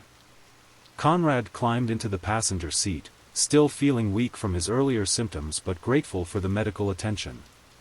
Pam got into the back seat, settling in for what they all expected would be a quick drive home. It had been a long evening, but they'd helped a friend in need, and that felt good. Dorothy slid behind the wheel, adjusted her rearview mirror out of habit, and turned the key in the ignition. Nothing happened. She tried again, pumping the gas pedal the way her father had taught her. The engine turned over, that familiar grinding sound of a starter motor engaging, but it wouldn't catch. The car that had been running perfectly just 4 hours earlier now refused to start. "That's weird," Dorothy said, more puzzled than alarmed. "It was fine when we got here." She tried a third time, holding the key longer, giving the engine more gas. Still nothing. The Toyota made all the right sounds, the starter was working, the battery was clearly fine, but something was preventing the engine from starting. "Let me take a look," Conrad offered, though he was hardly feeling well enough to diagnose automotive problems. They all got out of the car, and Conrad lifted the hood while Dorothy tried the ignition again. The engine bay looked normal to Conrad's untrained eyes. Nothing obviously wrong, no loose wires, no strange smells, no visible problems. But then again, Conrad worked in an upholstery shop, not a garage. His mechanical knowledge was limited to changing oil and replacing windshield wipers. "I can't see anything obvious," he said, closing the hood. "Maybe it's the fuel pump? Or something electrical?" Dorothy felt a familiar knot of anxiety forming in her stomach. She couldn't afford major car repairs, not on her salary from the upholstery shop. And how were they going to get home? This was 1980, no cell phones, no Uber, no easy way to call for help from an empty parking lot late at night. "I'm going to go inside and get help," Dorothy announced, making what seemed like the most logical decision. "There's probably security who can call a tow truck, or maybe someone with jumper cables." It was a reasonable plan. Hospitals always have security staff working around the clock, and they would likely have experience dealing with stranded visitors. At the very least, they could call for professional help or connect Dorothy with someone who could assist. "We'll wait here with the car," Pam said. "Hopefully it's something simple." Dorothy nodded and started walking back toward the hospital's main entrance. The distance seemed longer now, somehow, the parking lot stretching out around her like a vast ocean of asphalt. The sodium vapor lights created pools of orange illumination separated by shadows, and Dorothy found herself walking quickly, eager to get back inside where there were people and lights and the reassuring bustle of a hospital that never sleeps. She reached the glass doors and pushed inside, immediately feeling better in the bright, warm lobby. There was a security desk near the entrance, and Dorothy approached the guard on duty. "Excuse me," she said, "I'm having car trouble in the parking lot. My car won't start, and I was wondering if you could help me call a tow truck or if you know anyone who might have jumper cables." The security guard looked up from his magazine and smiled. "Sure, honey. Let me see what I can do for you." But here's where the story takes a turn that still gives me chills, even after all these years of thinking about it. Because what happened next, or rather, what didn't happen next, would haunt everyone involved for the rest of their lives. Dorothy Jane Scott never made it back to that car. Pam had checked her watch for what felt like the 100th time.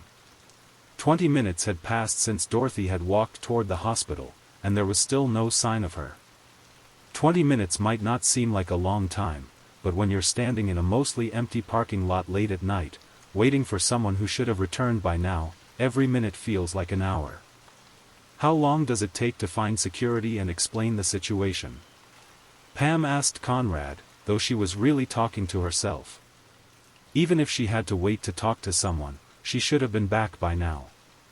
Conrad was leaning against the car, still feeling the effects of his earlier illness. "Maybe she's filling out paperwork or something," he suggested, though he didn't sound convinced. "You know how hospitals are, everything has to be documented." But even as he said it, Conrad was feeling the same growing unease that was gnawing at Pam. This wasn't like Dorothy. She was considerate, reliable, the kind of person who would have come back to update them if there was going to be a delay. She wouldn't just leave them standing in a parking lot without explanation. 25 minutes. 30 minutes. The parking lot seemed to be getting larger around them, more isolated. Occasionally, other people would emerge from the hospital, late shift workers heading home, family members finishing visits, but none of them was Dorothy. "I'm going to go look for her," Conrad said, pushing himself away from the car despite still feeling unwell. "Something's not right." Pam nodded, relieved that someone was finally taking action. She watched Conrad walk toward the hospital entrance, his figure growing smaller under the parking lot lights until he disappeared through the same glass doors Dorothy had entered 30 minutes earlier. Inside, Conrad approached the same security desk where Dorothy had gone for help. The guard looked up with a friendly smile. "Can I help you?" "I'm looking for my friend," Conrad explained. "She came in here about half an hour ago asking for help with her car. She hasn't come back out, and we're getting worried." The security guard's expression shifted to one of concern. "What did she look like?" Conrad described Dorothy, her height, her hair, what she was wearing, the fact that she'd been asking about car trouble. The security guard listened carefully, then shook his head. "I'm sorry, but no one matching that description has talked to me tonight. I've been at this desk since 10 o'clock, and I would have remembered someone asking for help with a car." Conrad felt a chill that had nothing to do with the air conditioning. "Are you sure?" "She definitely came in here.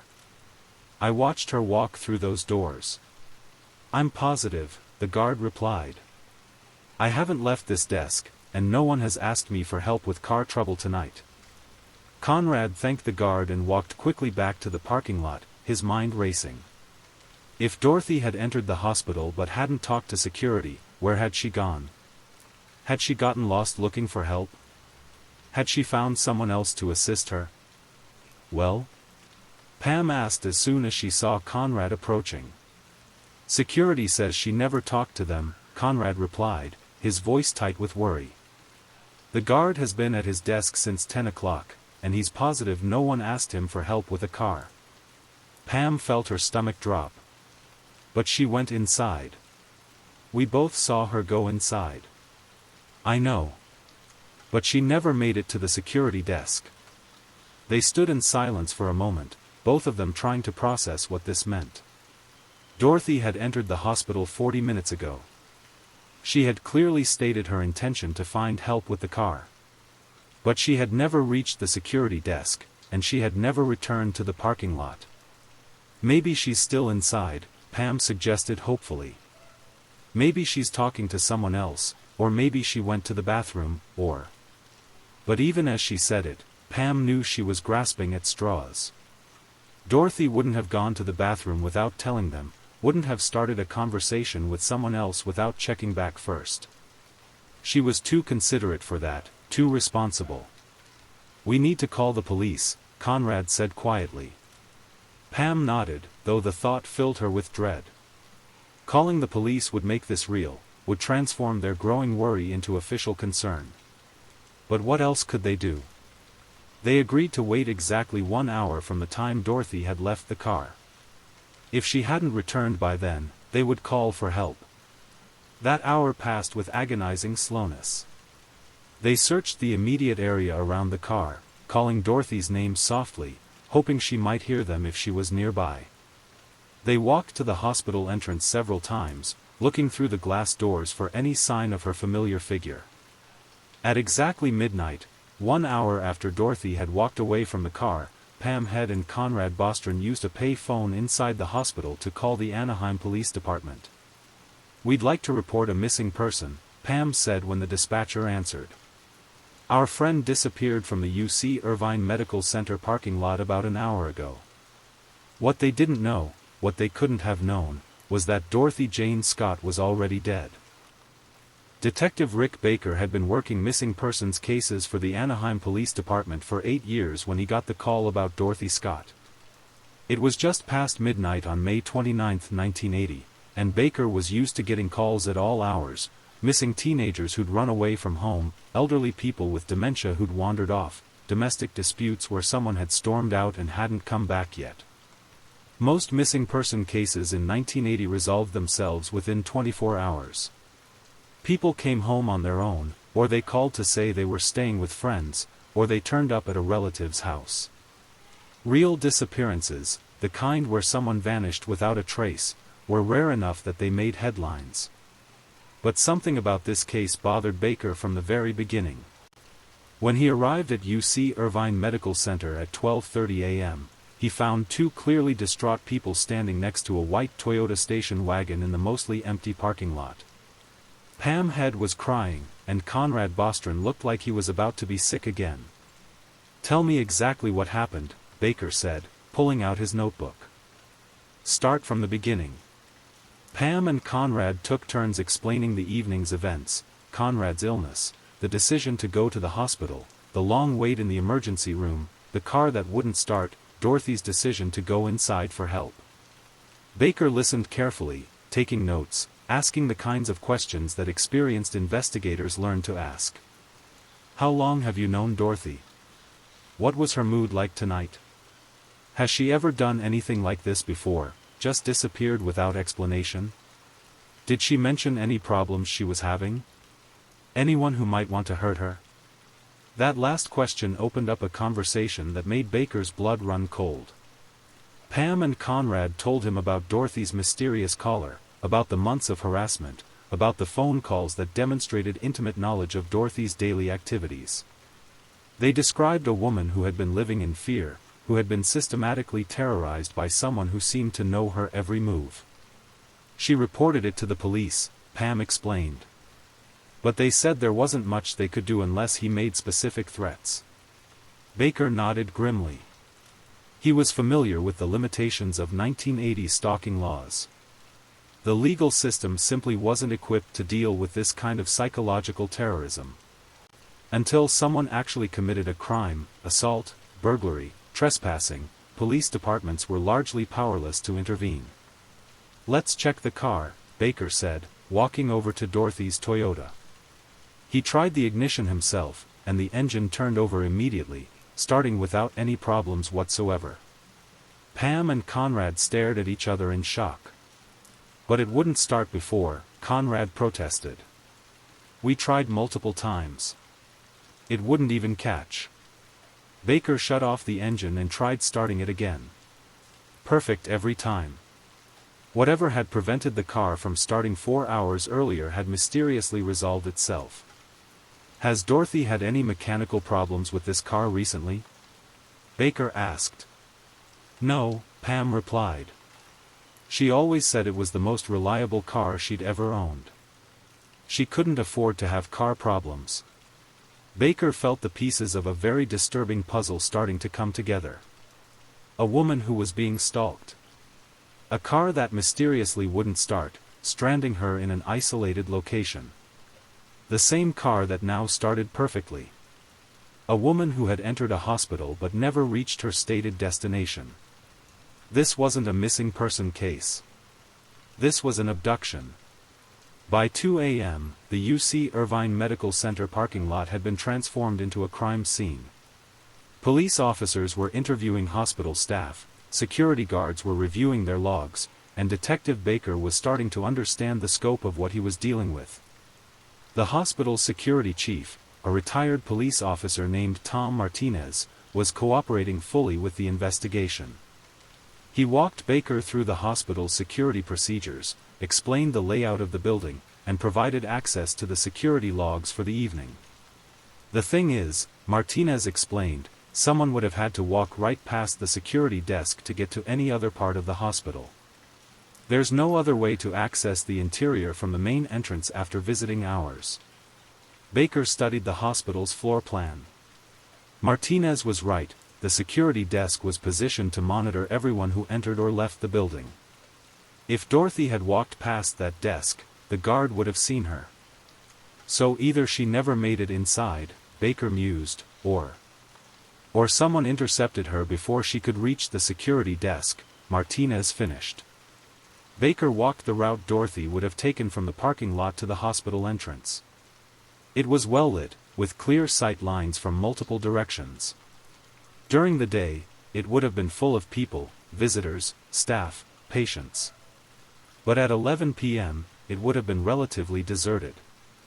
The perfect place for someone to approach a woman walking alone. Meanwhile, other officers were expanding the search beyond the hospital. They checked nearby businesses, gas stations, all-night restaurants, anywhere Dorothy might have gone if she had somehow left the hospital grounds on foot.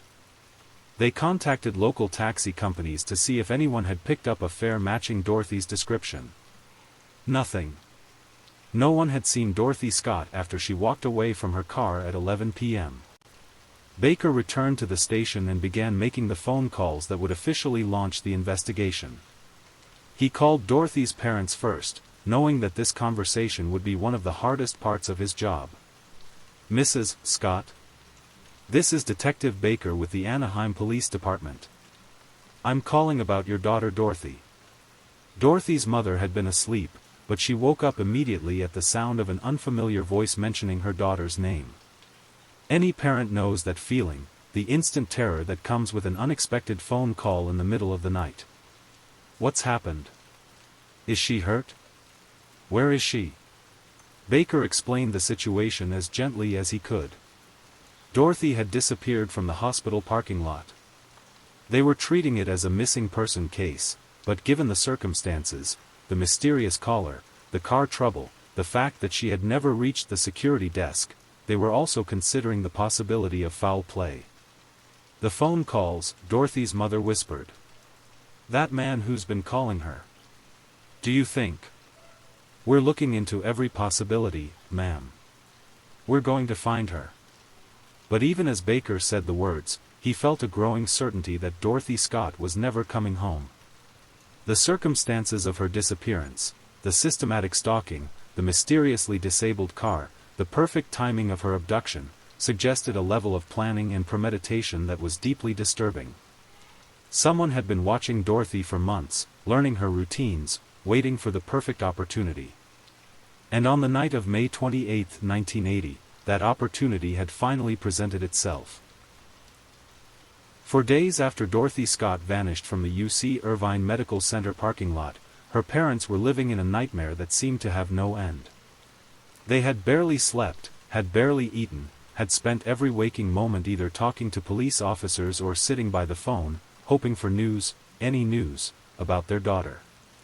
Dorothy's 4-year-old son Sean didn't understand why Mommy hadn't come home, why Grandma and Grandpa kept crying, why there were so many serious-looking people coming to the house asking questions. He kept asking when Mommy would be back, and no one knew how to answer him. On Sunday, June 1, 1980, at approximately 2 p.m., the phone rang in the Scott family home. Dorothy's mother answered, as she had been answering every call for the past 4 days, hoping against hope that it would be Dorothy, or the police with good news, or someone, anyone, with information about where her daughter might be. Instead, she heard a voice that made her blood freeze. "I killed her," the calm, measured voice said. "I killed Dorothy Scott." It was him. The mysterious caller who had been terrorizing Dorothy for months. The voice that had haunted their daughter's final weeks, that had made her afraid to answer her own phone, that had turned her daily life into a constant state of anxiety and fear. Dorothy's mother was so shocked she could barely speak. What did you say?" "You heard me," the voice replied, with that same chilling calm that Dorothy had described. "I told you I was going to get her. Now I have." The call lasted only a few minutes, but it changed everything. This was no longer a missing person case with hope for a happy ending. This was a murder investigation, even though no body had been found. Detective Baker received the call from Dorothy's mother within minutes. He had been expecting something like this. The circumstances of Dorothy's disappearance had pointed toward foul play from the beginning. But hearing it confirmed in such a cruel, calculated way still hit him like a punch to the gut. "Mrs. Scott, I need you to think carefully," Baker said when he arrived at the house. "Did he say anything else? Any details about what happened to Dorothy, or where she might be?" Dorothy's mother was in shock, but she tried to remember every word of the brief, horrifying conversation. The caller had known details about Dorothy's disappearance that hadn't been released to the public: what she had been wearing, where she had been that night, the fact that her car had mysteriously failed to start. "He knew things," she whispered. "Things that only someone who was there could know." Baker nodded grimly. The caller wasn't just confessing to murder, he was providing evidence that he had actually been present when Dorothy disappeared. This wasn't a false confession from someone seeking attention. This was the real thing. The phone rang again while Baker was still at the house. This time, Dorothy's father answered. "Is this the police?" the familiar voice asked. "No, this is Dorothy's father." "Who is this?" "I'm the one who killed your daughter. And I'm going to kill the rest of your family too." The caller hung up before Dorothy's father could respond. 2 calls in one afternoon, both confirming their worst fears and threatening even worse to come. Detective Baker arranged for a tap on the Scott family phone line, though the technology in 1980 was primitive compared to today's standards. He also assigned officers to patrol the neighborhood around the Scott home, just in case the caller decided to make good on his threats. But the most disturbing part of this development wasn't the confirmation that Dorothy was dead. Baker had suspected that from the beginning. It was the realization that her killer wasn't finished. He was going to keep calling, keep tormenting the family, keep inserting himself into their grief. The mysterious caller who had terrorized Dorothy Scott in life was now going to torment her family in death. And this was only the beginning. On August 6, 1980, exactly 70 days after Dorothy Scott vanished from the UC Irvine Medical Center parking lot, a construction worker named Miguel Ramirez was preparing to widen a section of the Santa Ana Freeway near Anaheim Stadium when he noticed something that would haunt him for the rest of his life. Ramirez had been working construction for 15 years, and he'd seen all kinds of things buried in the dirt alongside California's highways: old bottles, rusted car parts, fragments of buildings that had been demolished decades earlier. But this was different. This was clearly human bone. The Orange County Coroner's Office was called to the scene, and over the following hours, investigators conducted a careful search of the area. What they found confirmed everyone's worst fears: scattered skeletal remains that would soon be identified as those of Dorothy Jane Scott. The location was significant, less than 5 miles from the hospital where Dorothy had last been seen, in an area that would have been easily accessible to someone familiar with Orange County's geography. It was also a place where a body might have remained undiscovered for much longer if not for the freeway construction. Dental records confirmed the identification within days. Dorothy's parents finally had their answer, though it wasn't the answer they had been praying for. Their daughter was gone, and she had been gone since the night she disappeared. But even with Dorothy's body found, the mystery was far from over. The condition of the remains made it impossible to determine exactly how she had died. The coroner could not establish a cause of death, could not determine whether she had been killed immediately after her abduction or held captive for some time before being murdered. And most disturbing of all, the phone calls continued. For 16 more years, the mysterious caller would torment Dorothy's family. Sometimes he would call to describe what he had done to Dorothy. Sometimes he would threaten other family members. Sometimes calls would come that seemed to be from Dorothy herself, a woman's voice crying for help before the line went dead. Dorothy's son Sean grew up with these calls as a constant presence in his life. The man who had killed his mother continued to terrorize his family throughout his childhood and into his adult years. In 1996, 16 years after Dorothy's murder, the calls finally stopped. No explanation, no final message, they simply ended as mysteriously as they had begun. Whether the caller had died, moved away, or simply lost interest remains unknown. Dorothy's case officially remains open, though most of the original investigators have retired. Modern DNA analysis techniques have been applied to evidence from the case, but so far without conclusive results. As we reach the end of Dorothy's story, I find myself thinking about the randomness of evil, about how quickly a normal life can be destroyed by someone else's darkness. Dorothy Scott was just trying to help a friend, just being the kind of person her parents had raised her to be. She couldn't have known that her kindness would cost her everything. Her story reminds us that some mysteries may never be solved, that some questions may never be answered. But it also reminds us that Dorothy was more than just a victim of an unsolved crime. She was a devoted mother, a loyal friend, a woman whose brief life had meaning and purpose. Somewhere out there, someone knows what really happened to Dorothy Jane Scott on that warm May evening in 1980. Someone knows who made those phone calls, who terrorized a family for 16 years, who took a mother away from her 4-year-old son. Until that person speaks up, until that final piece of the puzzle falls into place, Dorothy's story remains unfinished. But her memory lives on in the people who loved her, in the investigators who refused to give up, and in stories like this one that keep her name alive. Rest in peace, Dorothy Jane Scott.